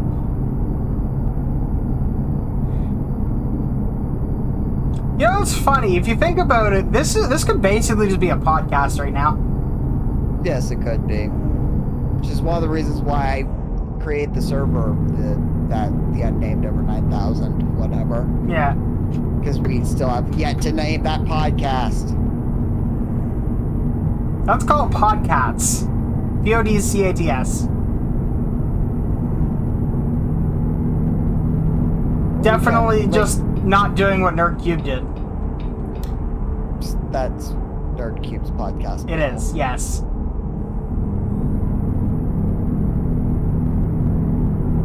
There is nothing coming. I'm gassing it.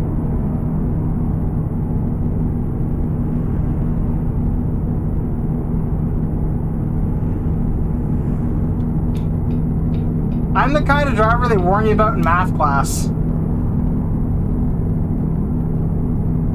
If Johnny is going from New Mexico to San Diego, and he's traveling 150 miles an hour down the interstate, how long before he dies?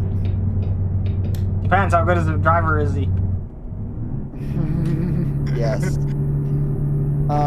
I still stand by my statement that a good driver doesn't obey the speed limit because they know how fast they need to go to be safe. I still disagree with you, but let's not argue about it. I say change that statement slightly and say they know how fast they can go while being safe, Yes. not how fast they need to go.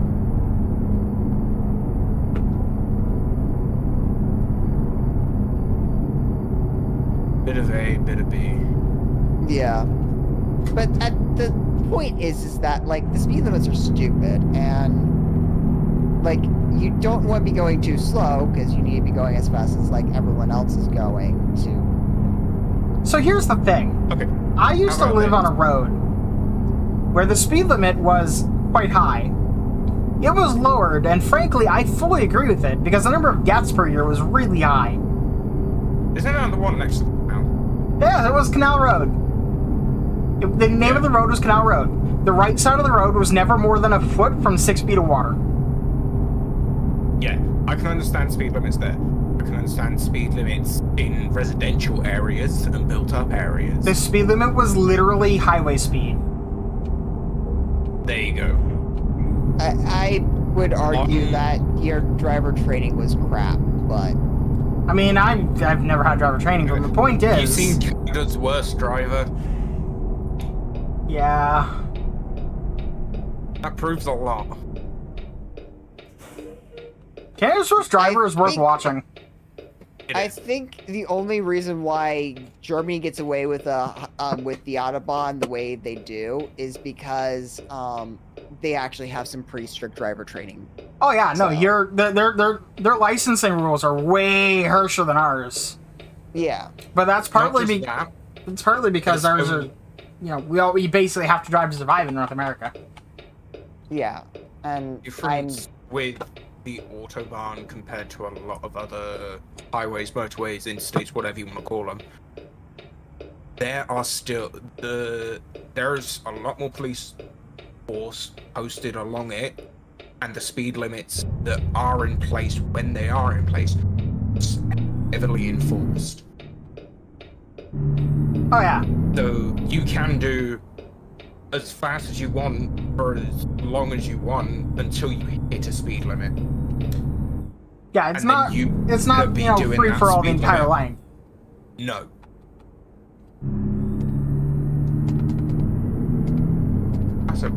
That'll be an interesting. I would like to see some roads in North America that are like that, but they would have to basically be long straight roads coast to coast, I think would be the way to do it. no, they'd have to. I think that we should get rid of speed limits in general, but then like have a rule that says you're driving as fast as everyone else is driving, or you're not driving at all. Okay. Would you like to hear a statistic that's actually quite surprising? Is it about how many people overestimate their driving skill? No, it's about how many people have died in the Autobahn in the last. I can give you the last 2 years. 12. 2. No. None. In 2020, it was 48. Okay. In 2021, it was 70. Okay, what was it like in years where there wasn't a pandemic going on? I feel like that's a way more fair number because there would be a lot less people driving during the pandemic. The common knowledge, well, the what I do know is that the per mile of Autobahn, it has a significantly less fatality rate than any other road, especially in America. Oh yeah, yeah. You know what helps? The fatality rate on the Autobahn is lower than a hell of a lot of roads. Oh yeah, yeah. 67% of accidents that occur on the Autobahn happen in sections where there was no posted speed limit. That's understandable. Rural road deaths account for 5 times more people dying in automobile accidents than who were killed in the Autobahn. Yeah. What's the key to turn on my flashing lights? Oh, I think. Yeah, could be O. Ah, there it is. That's not excessive at all. Okay, a 2008 report from the European Transport Safety Council looked at 645 road deaths in Germany and found that 67% occurred on highway sections without limits. There was less deaths on the Autobahn since the pandemic due to there being more people on the road, so people are having to drive slower. Okay. But most people on the Autobahn will average anywhere between 300 and 400 kilometers an hour. Are you a proto or a synth? I can't really see. I am a synth. And I am a proto. Yeah. The DMs in the chat are big old proto. Another thing about like vehicle safety that I'm very much a proponent of is getting rid of airbags and making everyone wear 4-point harnesses at least, and putting roll cages in all cars. So, I mean, I agree with the 4-point harness. I disagree with getting rid of airbags because they do save a lot of lives. I disagree. I think they kill more people than they No, save. they absolutely save lives. Like, At the end of the substantial day, numbers. So with airbags, you're more likely. The reason people die from as airbags is because it's normally where it's broken your nose really badly, it's broken a rib and punctured a lung, and Or you're a dumbass and you had your feet up on the dashboard. Yep, that can cause your legs to break, and it's then all sorts of fun. But if you drive in the way you are meant to and an airbag goes off, you are a lot more safer than without it. Yeah. The other bit about that I wonder is how many of those deaths that are attributed to airbags are because the person like bejeweled their steering wheel. Or bedazzled rather, not bejeweled. No, I like bejeweled. Because that's the thing. People will like it's- put like little plastic gems all over their steering wheel and then wonder why they got like a face full of gems and they're in a car accident. The other thing is that, like, you know that Takata airbags, like, had major issues. So it's like... Okay, they so were what you're exploding because doing they were right now is you're vacation. leaning on something that can happen but shouldn't. The danger of but sometimes. It's I like mean- it's like refusing to replace streetlights with LED ones because sometimes there's snow buildup, which means they have to turn on a heater, which makes them use as much power as an incandescent. But the other 390 days of the year, or whatever it is, 360. 390 days in a year. Shut up, 360. The other 360 days of the year, they're LEDs and they're fine. Then there would definitely be weeks. But the issue is that airbags do still degrade. They might not work as proficiently as they were when they were new, which is an issue. Oh no, that's guaranteed. But that's the same for anything. Yeah, them still being there. That's, I mean, as long as they're there, even if they fire slightly late or whatever, they're still going to be doing a lot. They're still going to be preventing you from doing a lot more damage to yourself. See, there's a reason airbags are there. It becomes an issue when it starts to throw shrapnel into your chest. In that scenario, there was shrapnel to be thrown. I'm At sorry. that point, you're talking about airbags that are close to 50 years old, Yeah, and which should have probably been recalled 40 years ago. yeah, and beyond that, if they're realistically, if there's shrapnel coming from any modern airbag, it's because the person put shrapnel there. See also bejeweled steering wheel. I still disagree with airbags because I would like to see curtain airbags in front of, like, in the front seats instead of the airbags that we have standardized, because I find those to be a lot more dangerous than, well, let's say just a big curtain of air that doesn't actually explode towards you. Reducing, Yes like, and no. Yes, in the point of it's better in some cases, but if you're looking at things like hatchbacks, they're pointless. due to the size of the crumple zone. If you're looking at something like a 4x4 or Land Rover, whatever like that, it has to be a big ass front end. Even a Mercedes, then a curtain airbag is a lot more useful. As soon as your crumple zone is less than 1.5 feet, 2 foot at best, then there's no point. Because that's when you start having more issues with air. The other thing is that if we do put in harnesses, you shouldn't need a airbag, because the airbag's purpose is to help keep the passenger inside of the vehicle, and if the harnesses are put in, well, that should keep the passenger inside the vehicle by default. So, and I mean, a regular seatbelt already achieves that. It's just, the seatbelt has more or less, or the airbag is to absorb the impact from you flying forward. Like, a seatbelt will stop you. It's gonna bruise the fuck out of you. The airbag helps prevent you from getting even more injured, like broken bones. The airbag stops you from headbutting the steering wheel. Yeah.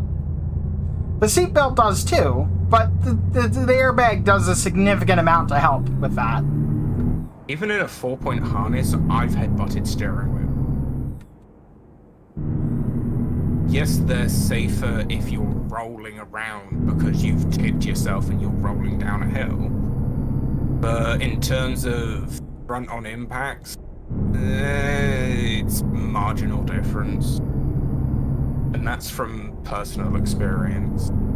the other issue that you're going to get with Hans, with 4-point harnesses, is you kind of also need to do a Hans device and other things like that. So to prevent your head from going and snapping your neck. So yeah. Guess what the airbag prevents? Which I fully agree with, putting Hans devices on people in cars, because I really do not like the fact that we drive without helmets to begin with. But that's kind of me being very envious. Seatbelts were already a thing that a lot of people disagreed with. Good luck at it convincing them to put on a helmet. I'm if you don't do it. Well, fair enough, but I mean, I know people that drive around without a seatbelt.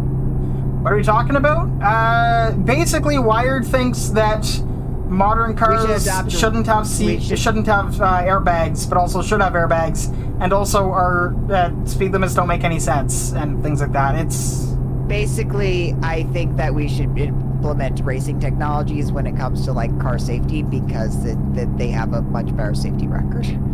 Don't know the other issue with doing that. Cost. Yeah. That's the other thing. Everyone will buy the cheaper one. You can do as much as you want to say new cars need a 4-point harness. Try and find an average consumer who isn't doing rally, drifting, racing, whatever, who will go and buy a 4-point harness.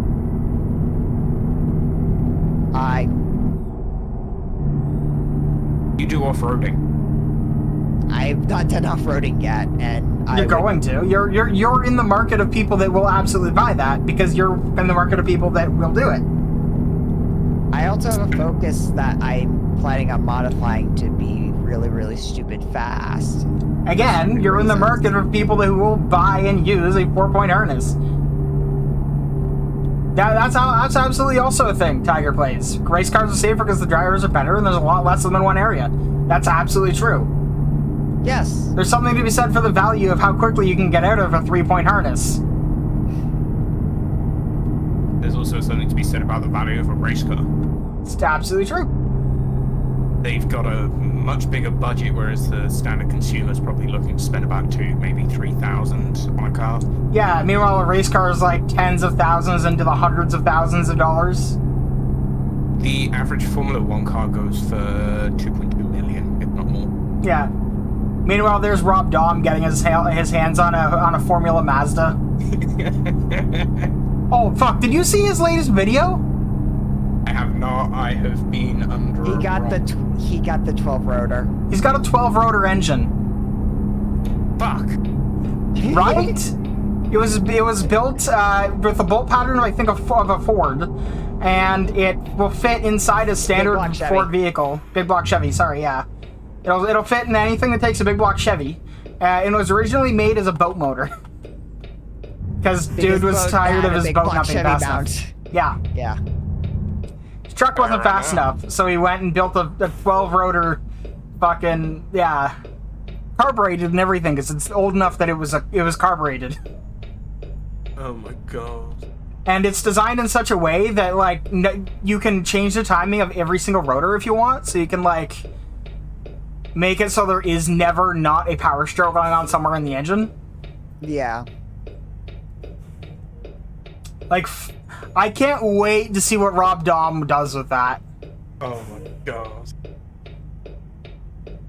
The 12 rotor is just insane in general, so. I mean, considering he's already doing, like, over 1,000 horsepower with 4 rotors. Yeah, I can't imagine how he's gonna fucking get the 12 rotor to do anything reliably. Well, you know, It can probably do, everything in that motor is substantially overbuilt. Yeah, and so it it probably- doesn't need counterweights because a bunch of them rotate the opposite direction. Yeah. So, probably, Don't fuck the timing up, otherwise you 12,000 can horsepower?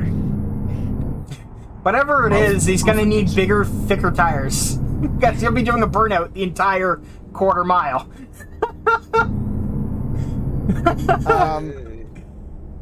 You're put in a probably funny looking. car. You're probably looking at putting around 5,000. Whatever it's gonna be, it's not gonna be fuel efficient. Oh, And hell no. I mean, he's already less than a gallon a mile on the 4-rotor, so. Less than a milliliter a mile. I mean, a gallon? Fucking. Is my ass being confused?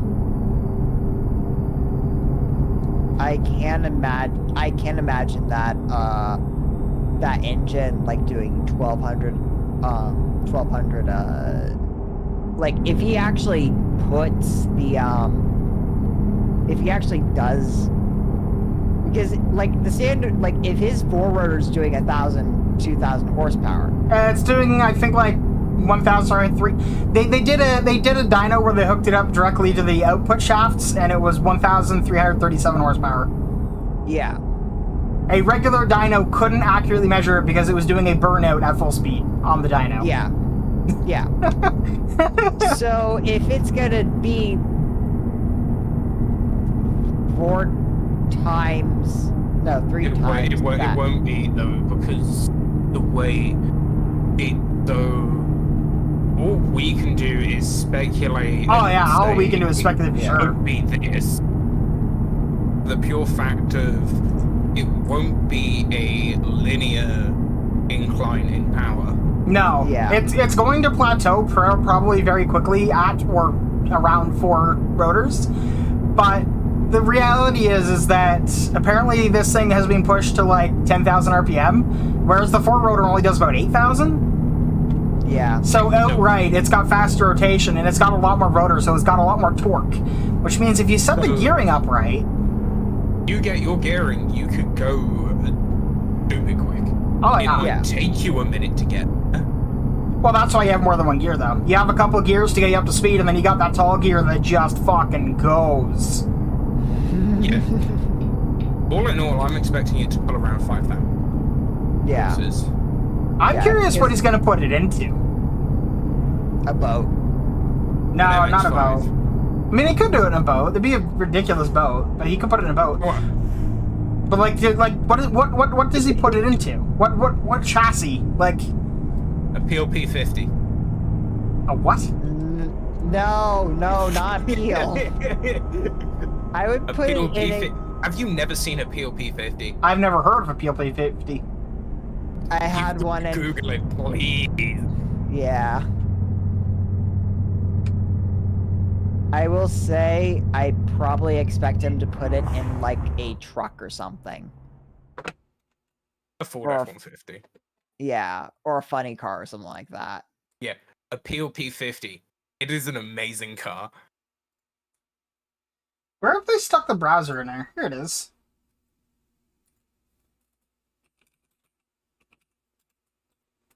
Oh my Oh, god. That won't fit in there. The engine is as big as the fucking car. I thought you would find it amusing. It is the world's smallest car, and it produces something like, I think, a whole 15cc. You don't need more than that. It has a top speed of like 35.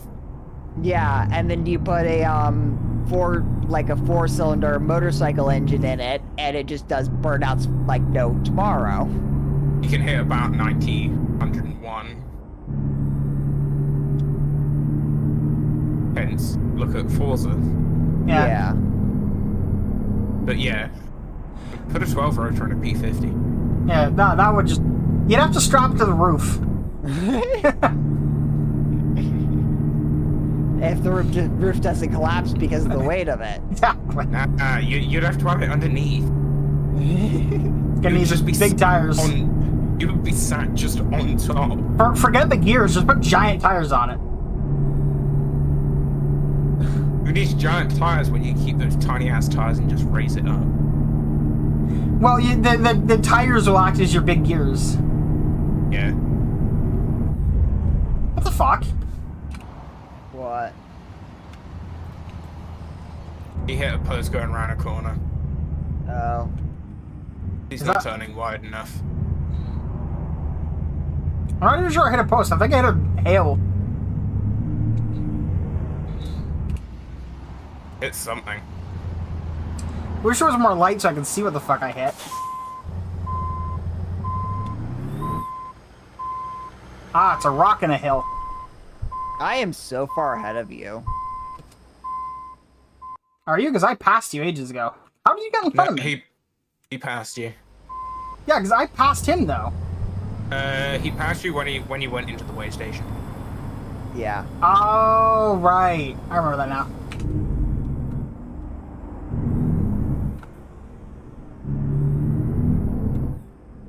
We also have DeMiro cars, which is absolutely hilarious. De Niro car. DeMuro cars, where you have a Hummer driving over a PT Cruiser in game. Okay.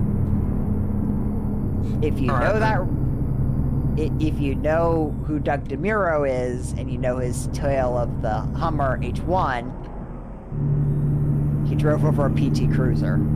Okay. Now, that is a drag Nissan GTR if I have ever seen one. But yeah, no, with a 12-rotor motor. By the way, that first video there, he was like, yeah, this isn't going to be a long-term project like the 4-rotor. This is going to be like 3 videos till we have a driving car. Yeah.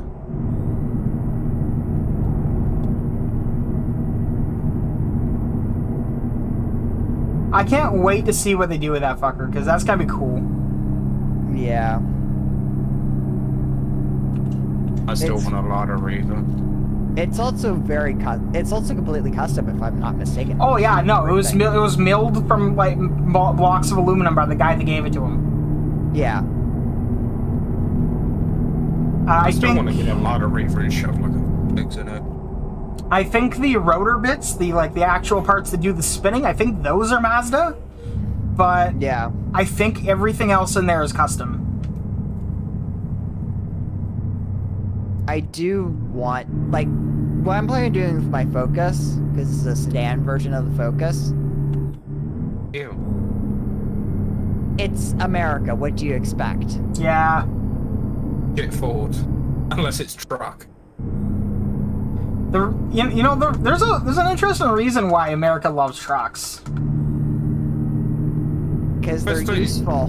No, it's because Okay. of taxes. Yeah. So, do you know the average size of a parking space? I believe this might only be US only, due to the way they calculated shit. But in the US, the average size of a parking space is a Ford F-150. Yeah. Yep. Oh man. Anything bigger You're gonna struggle. Yeah. I had the most interesting trip the other day. I was going to go do some work for a friend's parents because that's the thing I do, and we're on the way out there, and we pull into this place called we pull into this like farm store basically called White Feather Farms. In the driveway, I kid you not, there's a fucking DeLorean and one of those electric Ford F-150s. That's fucking brilliant. Parked next to each other. I don't know why I didn't take fucking pictures. Oh yeah, I saw a Ford Lightning. That's the one, yeah. Yeah, I saw a Ford Lightning F-150 like driving the other day, and like those things are ugly. And where it was is like, why the hell did you buy that? You have absolutely no charging infrastructure. And like Might not need it. Are Also, they there probably is infrastructure. You just haven't spotted it yet. rural Georgia? I don't think there's that much like really rural Georgia. Wanna bet? Want to bet? I doubt there's charging infrastructure. Have you seen what people can do with a screwdriver and duct tape? Yeah. I bet that there is charging infrastructure that you just haven't spotted yet. But yeah, no, there's a Ford F-150 Lightning and a DeLorean parked next to each other at a farm store, and it was fantastic. Which DeLorean? Fucking DeLorean. The original. The original. Nice. So I know that DeLorean as a company is actually in the process of releasing a new car. Yeah. Well, I mean, Did you know? it's a new company that bought the old name, but yeah. Yeah, There's also, believe it or not, they also still manufacture new DeLoreans because there apparently are parts left over from that factory and stuff. So. Well, beyond that, the new DeLorean Motor Company is manufacturing new parts for the old DeLoreans, as well as electric conversion kits. and yet there's a company out there that's buying every DeLorean they can get their hands on. Why? I can't remember. I just know there is a company out there that is trying to get every DeLorean off the road. If they're in Vegas, it's probably because they want to have a rental company where you just rent a DeLorean for the day for a week. That'd be great.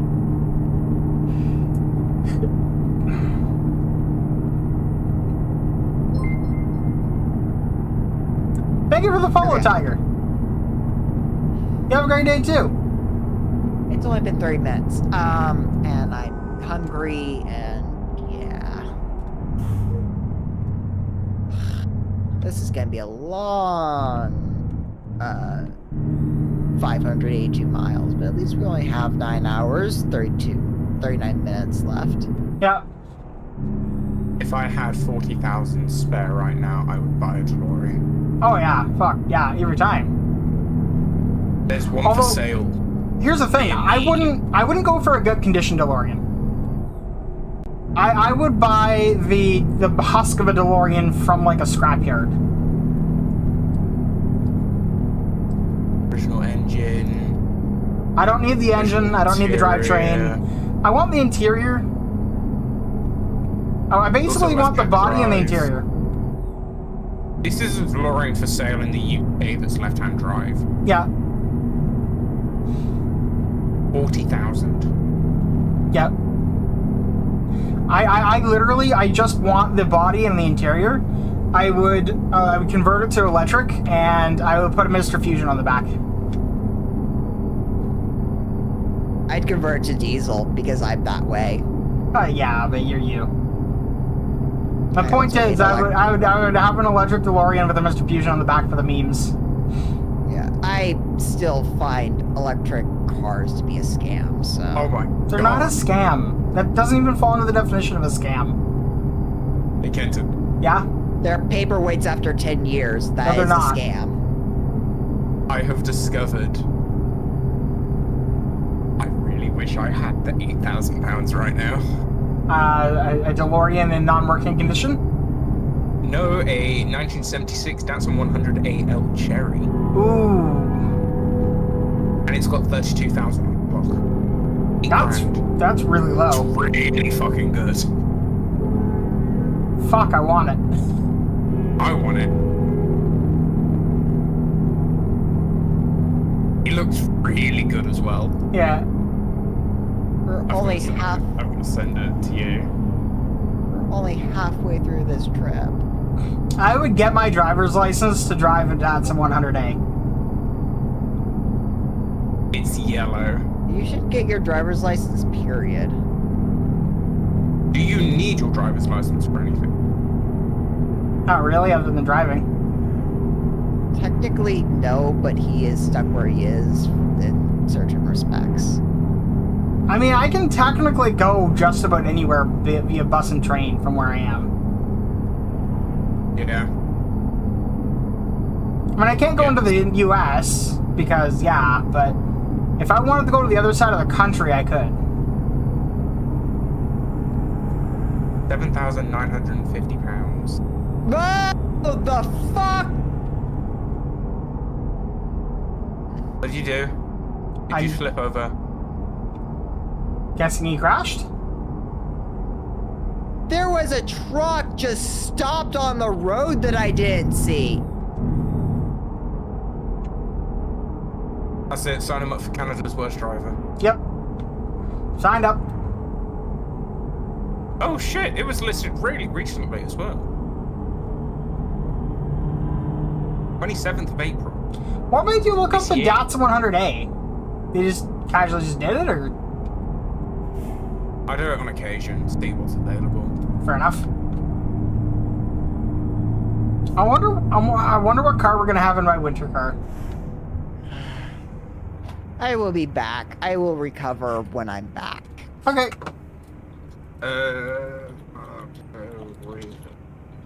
I think we've seen the car that we got in my winter car, but I can get a Neva. I want a Reva. Yeah, I can get a Lada Neva for 2,500. yeah. You know, I want a Lada Reva. you know what I would end up having to do if I got a Datsun 100A? I'd have to get someone to manufacture all the badges and stuff for the My Summer car. Yeah. Would you also strip it down and rebuild it? Only if it needed to work. In all fairness, I could probably give you a Datsun 100A and you could tune it to perfection without ever having... Only from playing My Summer Car. Yeah, that game actually goes a little bit almost too far in depth.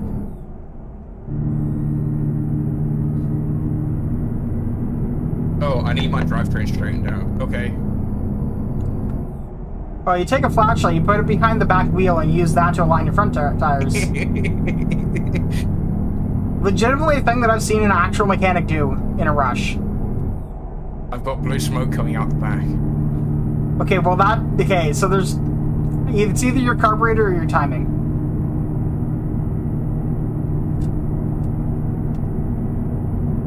Could be either one. It won't start. What did I forget? There are many possible things there. You gotta give more than that. The ignition won't do anything. But everything else, as far as I'm aware of, is in place. Is the ignition connected? Is the battery connected? Is the wire connecting the two? See, that's it, exactly. I could give you... Honestly, I could probably rock up a rundown one. Here, have fun, I want it working. And you'd probably spend like 3 minutes on it. Here's the budget. No budget, I just want it fucking running.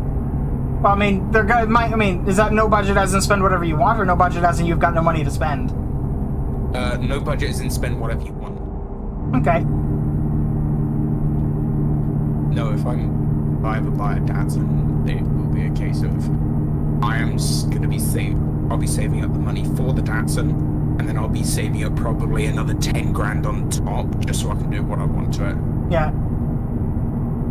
That way, money's not really an issue when it comes to doing it. Yeah. I mean, it would come down to, like, taking it apart and just, well, fixing it. Well, I guess in some level you'd be taking it apart and then fixing it up, but...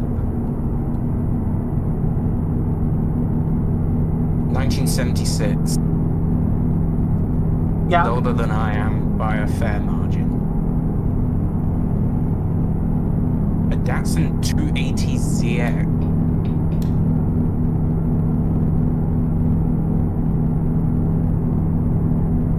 Datsun 260Z. 240. Looks like a Nissan.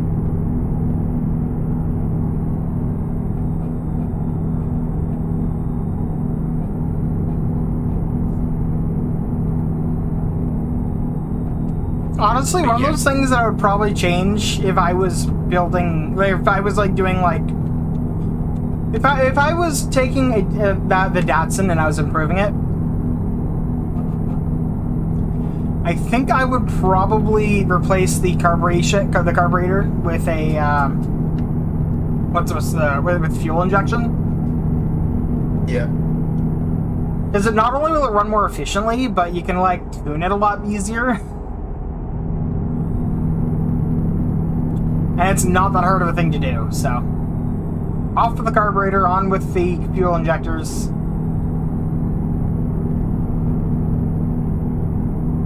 But yeah, when I saw that, I was actually kind of surprised at how cheap it was. Yeah. Oh yeah, I'd also replace the points and the points system with also with an ECU basically. Wow, he fucked up. He's like in the trees. That's interesting. I wonder what that's for. But yeah, no. As far as I'm aware, that's not on a standard DAT. But yeah, I would definitely be replacing the carburetor and the ignition timing. All that would be digitized. Okay, so you know a Datsun 108 and you're inside and out. Yeah. Driver's side's obviously on the right. Right. Just to the right of the steering column. Well, there is it's on the left. Switch. At least the one in, well, I mean, the Datsun 100A that my summer car and, or I think it's the left side, driver's side, but. So basically, do a complete flip. Okay. In this picture, on the right-hand side of the steering column, so it would be on the left, there is a switch. Okay. It's not normally there, is it? Well, I mean, depends on what the switch does. Oh no, this looks like it was literally just plastic welded on and added fairly recently. I mean, that could be for anything. That could be the starter. That could be fucking back windshield heater. Yeah. Fuel pump, electric fuel pump, if the original one failed. I wonder what it's for. It looks properly out of place. Yeah. Because it's sitting under the dash. Yeah. I miss what Jetta did with my dad's old, Volkswagen did with their Jetta, with the dashboard. They obviously had, a bunch of controls for changing elements of the car, right? Yeah. Yeah. Now, they also had, like, 20 blank plates where you could put your own switches. And they sold switches that you could put in. That's good. So if you wanted to add some function to your car, you could take out one of the blanks, put in a switch, and add the thing you wanted. I will say one car that I will never fucking work on ever again is a Volkswagen Passat. Fair enough. Have you ever tried taking the transmission out of one? Nope. I've never tried to take the transmission out of any car ever. Most cars, you can do it fairly easily. You just need a jack and a bit of wood in order to support it. Yeah. Volkswagen Passat is just no. You have to rip out the entire engine. It's horrible. Quit stealing my ideas. I want to make a very modifiable car. Hey, Volkswagen did this in like the 80s, man. Maybe 90s. I don't remember, but they did it. Just Volkswagen Jetta. Yeah, but the Volkswagen Passat, most cars you can take the transmission out just by removing the underplate, skid plate, whatever you want to fucking call it, and just undoing a couple of bolts, maybe breaking your wrist in the process. Yeah. But with a Volkswagen Passat, you have to rip out the entire engine, rip out the drive shaft, and then you can take out your transmission. So basically, what you want to make, Wired, is the Framework Laptop Car Edition.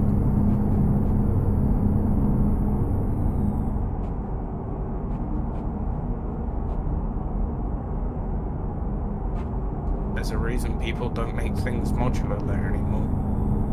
I mean, well, same thing with laptops until Framework came along. Yeah. There's a reason cars are no longer modular. I mean, they are, just not as obviously. Not modular in the sense of you can rip one thing out and plug another in. Fair. Although if you built the car from the ground up with that in mind, it would be a very different story.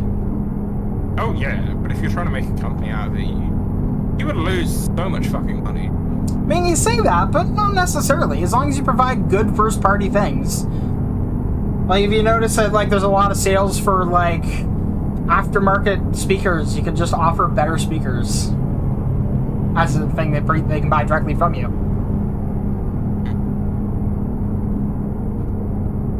Or if someone's selling, like, a better transmission, you can contract them and be like, hey, we want to sell your transmission at our store for a cut.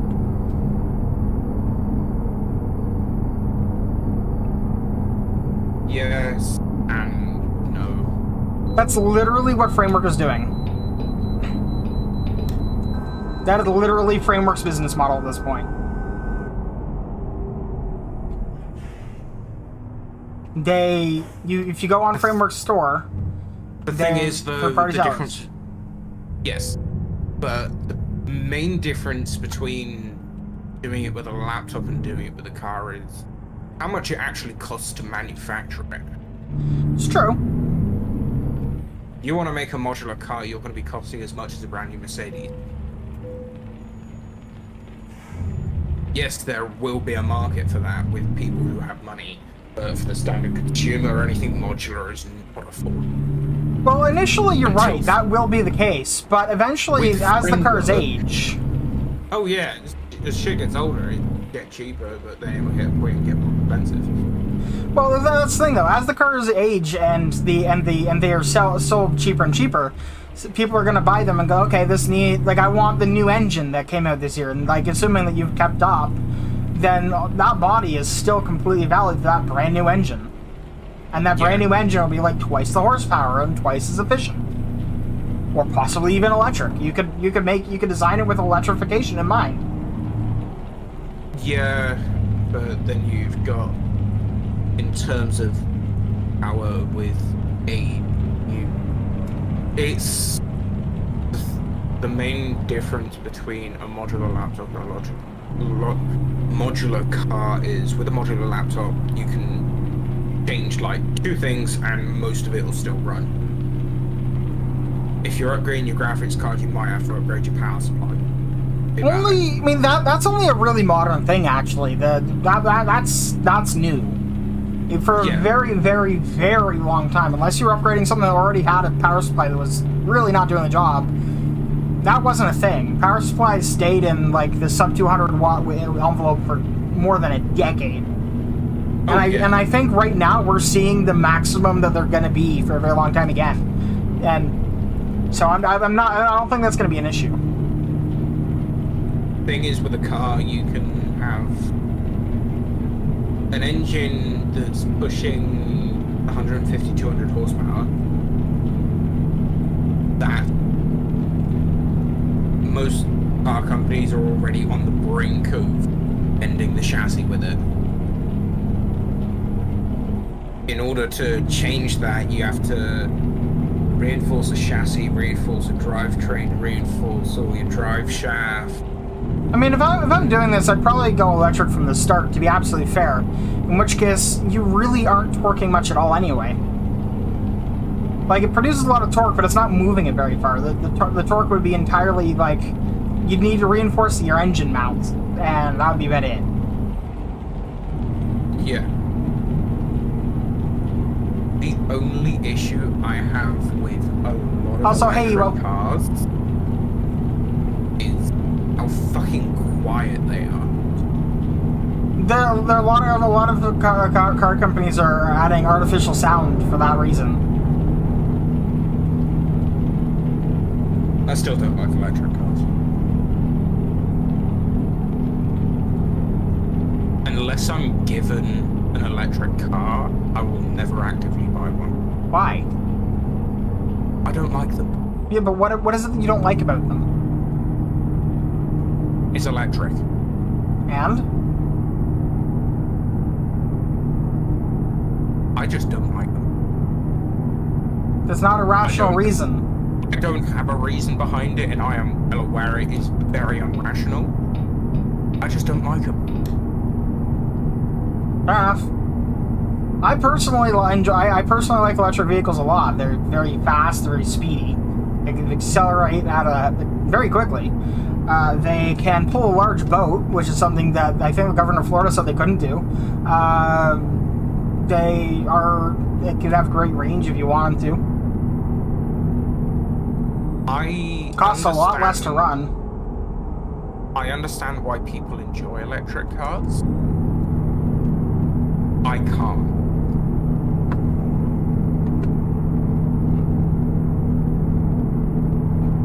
Could be to do with the fact that I've been hit by multiple electric cars multiple times.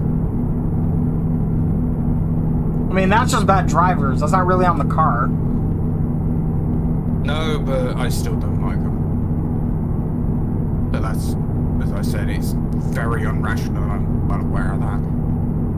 Fair enough. Obviously, on the other hand, if someone gave me an electric car, Wired, you're wrong about the 10-year figure. That is, we already know that's not already. We already know that's not going to be a thing. if someone was to give me an electric car, it's a car, I'm not going to turn around and say no. Right. It's a case of I'm not actively going to go out and buy an electric car over petrol or diesel. That's fair, I suppose. That's more the point behind it. Yeah. Yeah, no, Wired, assuming that nothing goes catastrophically wrong with the battery, which, before you say it, the same thing can happen with a gas or diesel engine. Assuming nothing goes catastrophically wrong with the battery, the current estimate is based on the wear and management systems of the batteries in our cars. We're looking at like 25 years, by which point the body will probably be the thing that gives out, not the battery.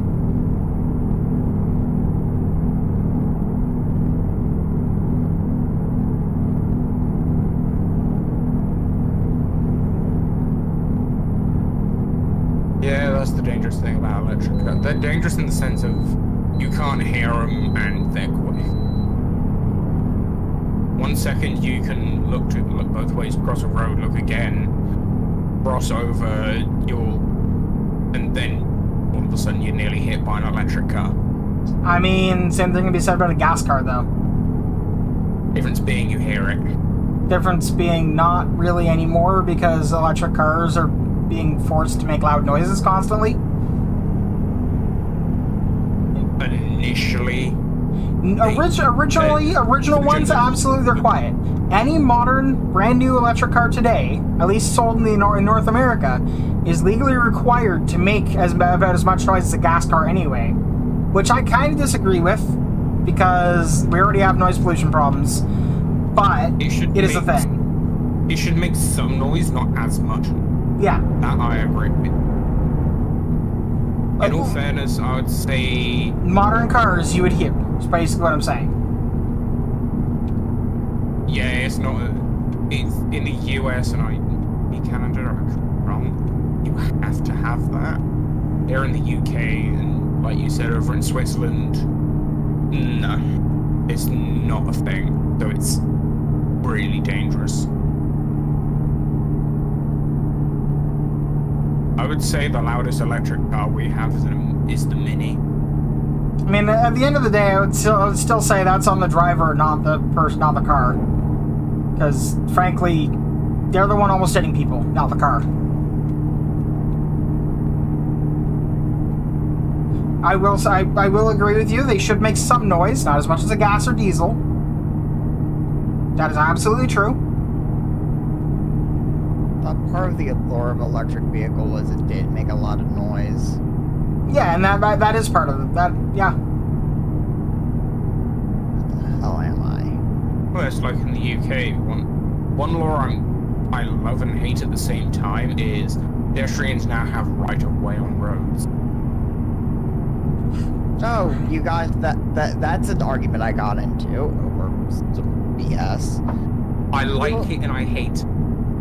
I absolutely think that is an absolutely horrible idea because the larger vehicle is always going to not be able to stop for the smaller pedestrian. And the pedestrian will always be able to run in front of the car or avoid the car. So it's in the UK, I say the pedestrian always has the right of way. It's very specific when the pedestrian has the right of way in the fact of if you're turning into a turning left from a junction and they're crossing over the road, they have the right of way. If it's just in the middle of a main road, then the car obviously has the right of way.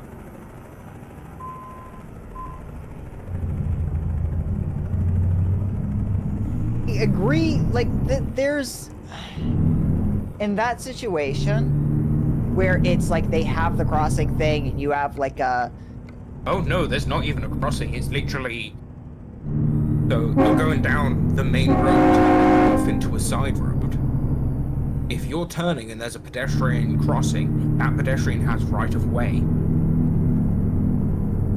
That's how stupid it is. Should have to wait for you to go, in that case. And wait till it's safe to cross. I'm just sitting over here going, that's the way it's been my entire life. I think it's technically the way it's supposed to be in the US, but it's like, I don't do it that way. I always look for cars and trucks to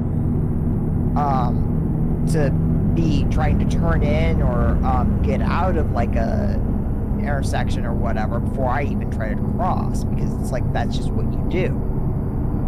But anyway. Yeah, that law was only implemented recently. So if me as a pedestrian is trying to cross a road where it's a junction, and a car is turning into the junction from the main road, I have right of way over the car.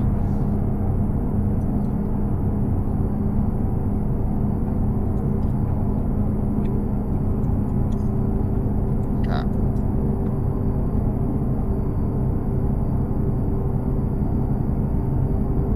But then you get the issue of, because the law, people think they can just walk out into junctions like that and have the right of way and have zero consequences. Yeah. I mean, that's the downside to it. Having the right of way doesn't mean you won't get hit by a car. Exactly, and then the driver's at fault because the pedestrian didn't look. Yeah. They're- Just stupid. I mean, I have the right of way when I'm walking out into an intersection here. Doesn't mean I'm not going to look both ways first. Yeah, people in the UK think it's sensible that because they have right of way, it's fine.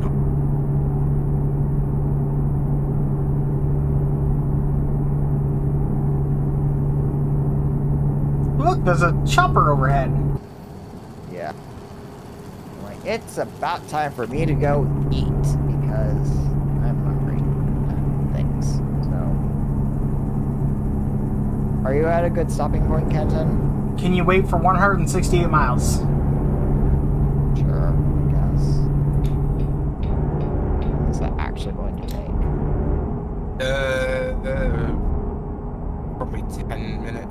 15 at the most. I'd probably say 10. Okay. Between my intestines trying to, like, just my intestines trying to kill me, and,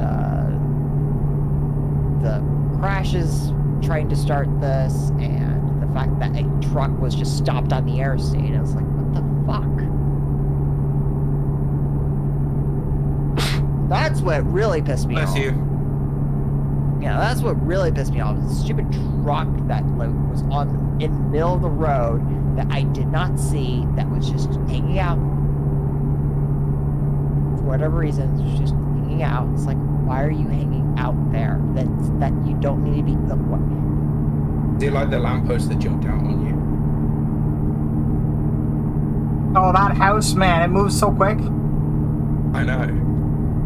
What about that boulder? Admittedly, I hit that boulder. I tapped that. Why?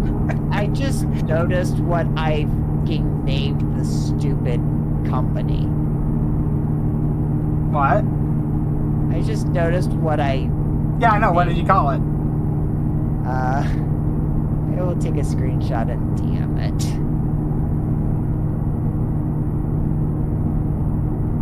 I am such a memester, I guess you could say. Okay, you mean. I guess I'm just. I don't know why I called it this.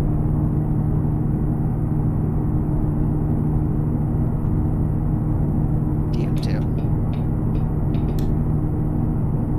Dear God.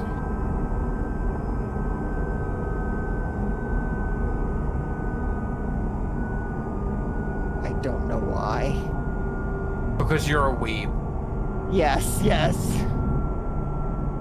Before you Probably. sent it, I wanted to answer with. You asked why did you do it. I wanted to answer with because you were a weeb, Yeah. and I was right. Yep. Very much so.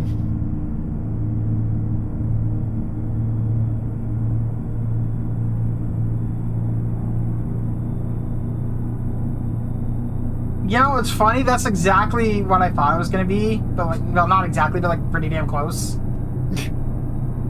Something along those lines. Yeah. I thought. Hang on, I'll tell you. I'll send what I thought you were about to. Yeah.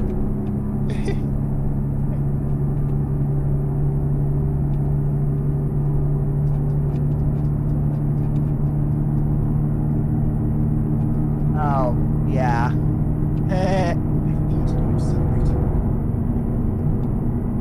I think I've called something that before, though. Anyway. Probably have. God damn it, it's toasty in here. Kind of like how my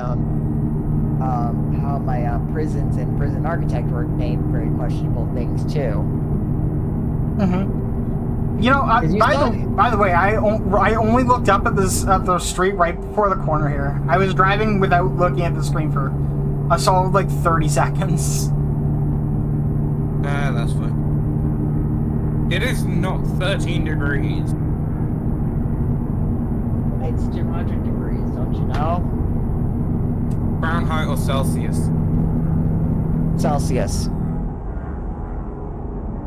Yeah, that's what it feels like most summers in the UK. You probably would think it's absolutely inhospitable if you lived in Georgia, so. Oh no. Americans that turn around and say, 31 Celsius isn't that bad. Come to the UK. You will die. It's the humidity. We hit nearly 300% humidity and it is unreal. You go outside, you suffocate. I don't think you can get above 100% humidity though. You can. 100% humidity is as much water as the air can physically hold. Going above that means that there's physical water like fog in the air. Yeah. Welcome to British summertime. It's just foggy constantly. It's foggy, hot. You walk outside, you get soaked.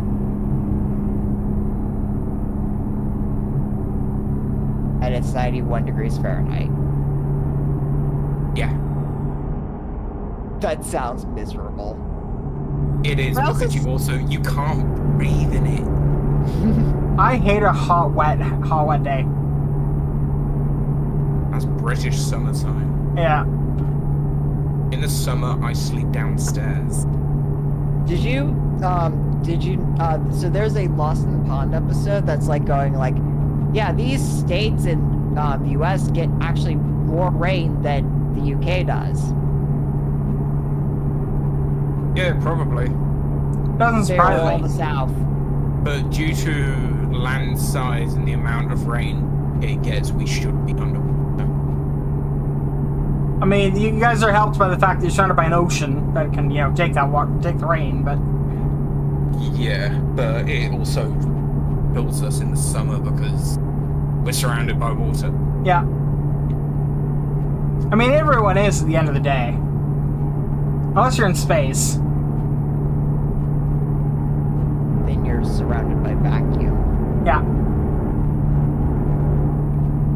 I will be happy to report that this game has not crashed.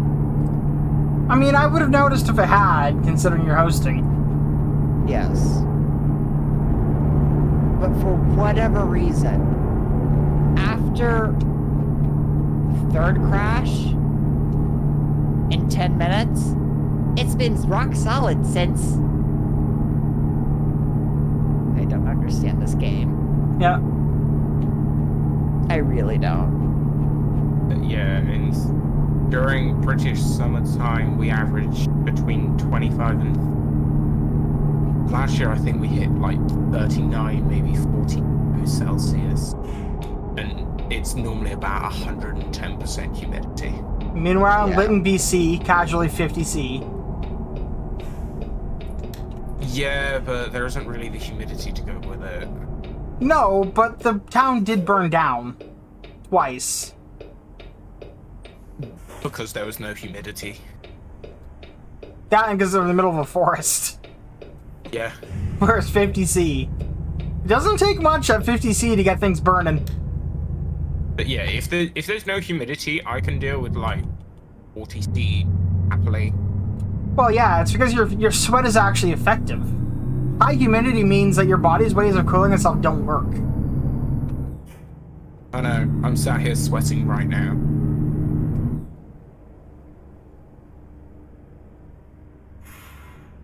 It's horrible. This is why I don't go on my PC as much anymore. Too much heat? Way too much. It could be if I'm on my PC actively using it, it will get upward. My room will get upwards of like 35C. If I may make a little bit of an off-the-wall suggestion, water cooler your PC and put the radiator out your window. No, because I refuse to open my windows more than they already are. Well, you don't have to have the window open. Well, I mean, you do, Well, kind of, right. but what you do is you have the hose going through the crack in the window and you just stuff the rest of it full of towels. So that you still have no air coming through, but the radiator's outside dumping all the heat out there. Bonus is that it might even cool off your room just a little bit, because it'll possibly pull ambient heat out of the air as well. Won't be much, probably won't be noticeable, but technically, thermodynamics says it would.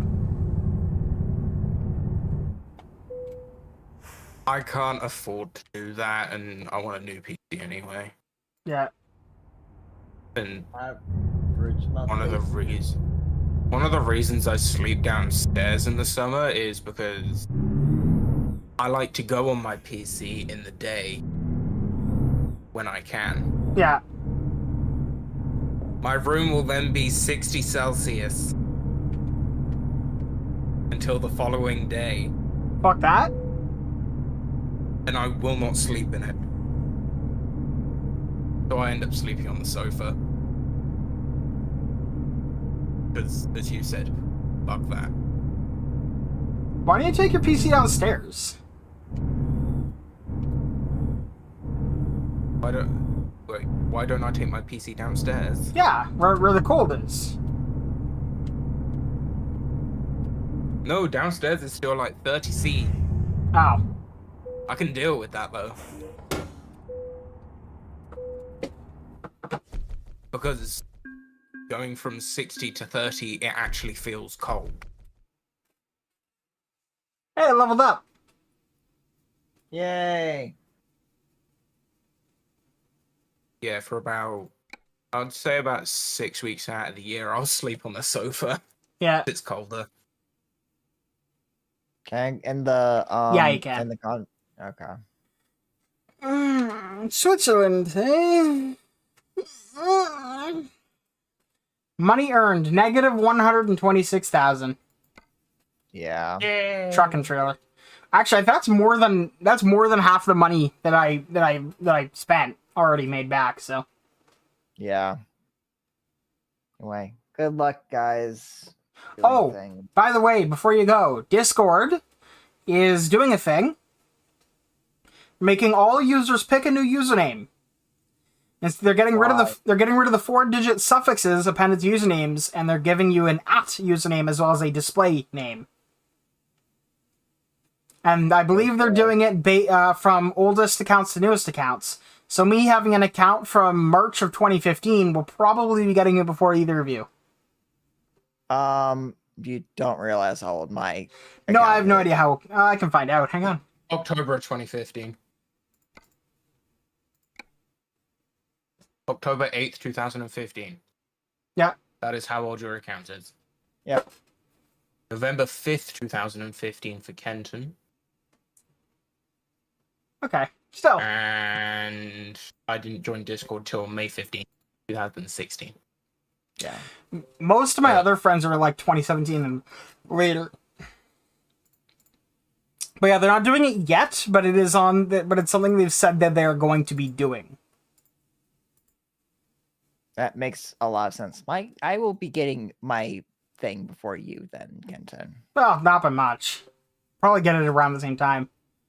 Because like 2015, they could probably do the entire everyone in 2015 at the same time. Because like they weren't big yet in 2015. Yeah. They 20 weren't massive in 2016. No, but the momentum was building in 2016. In 2015, they were still brand fucking new. I don't know why I have an account from 2015 though. I really don't. It's probably something on the Kitsu site that I was on.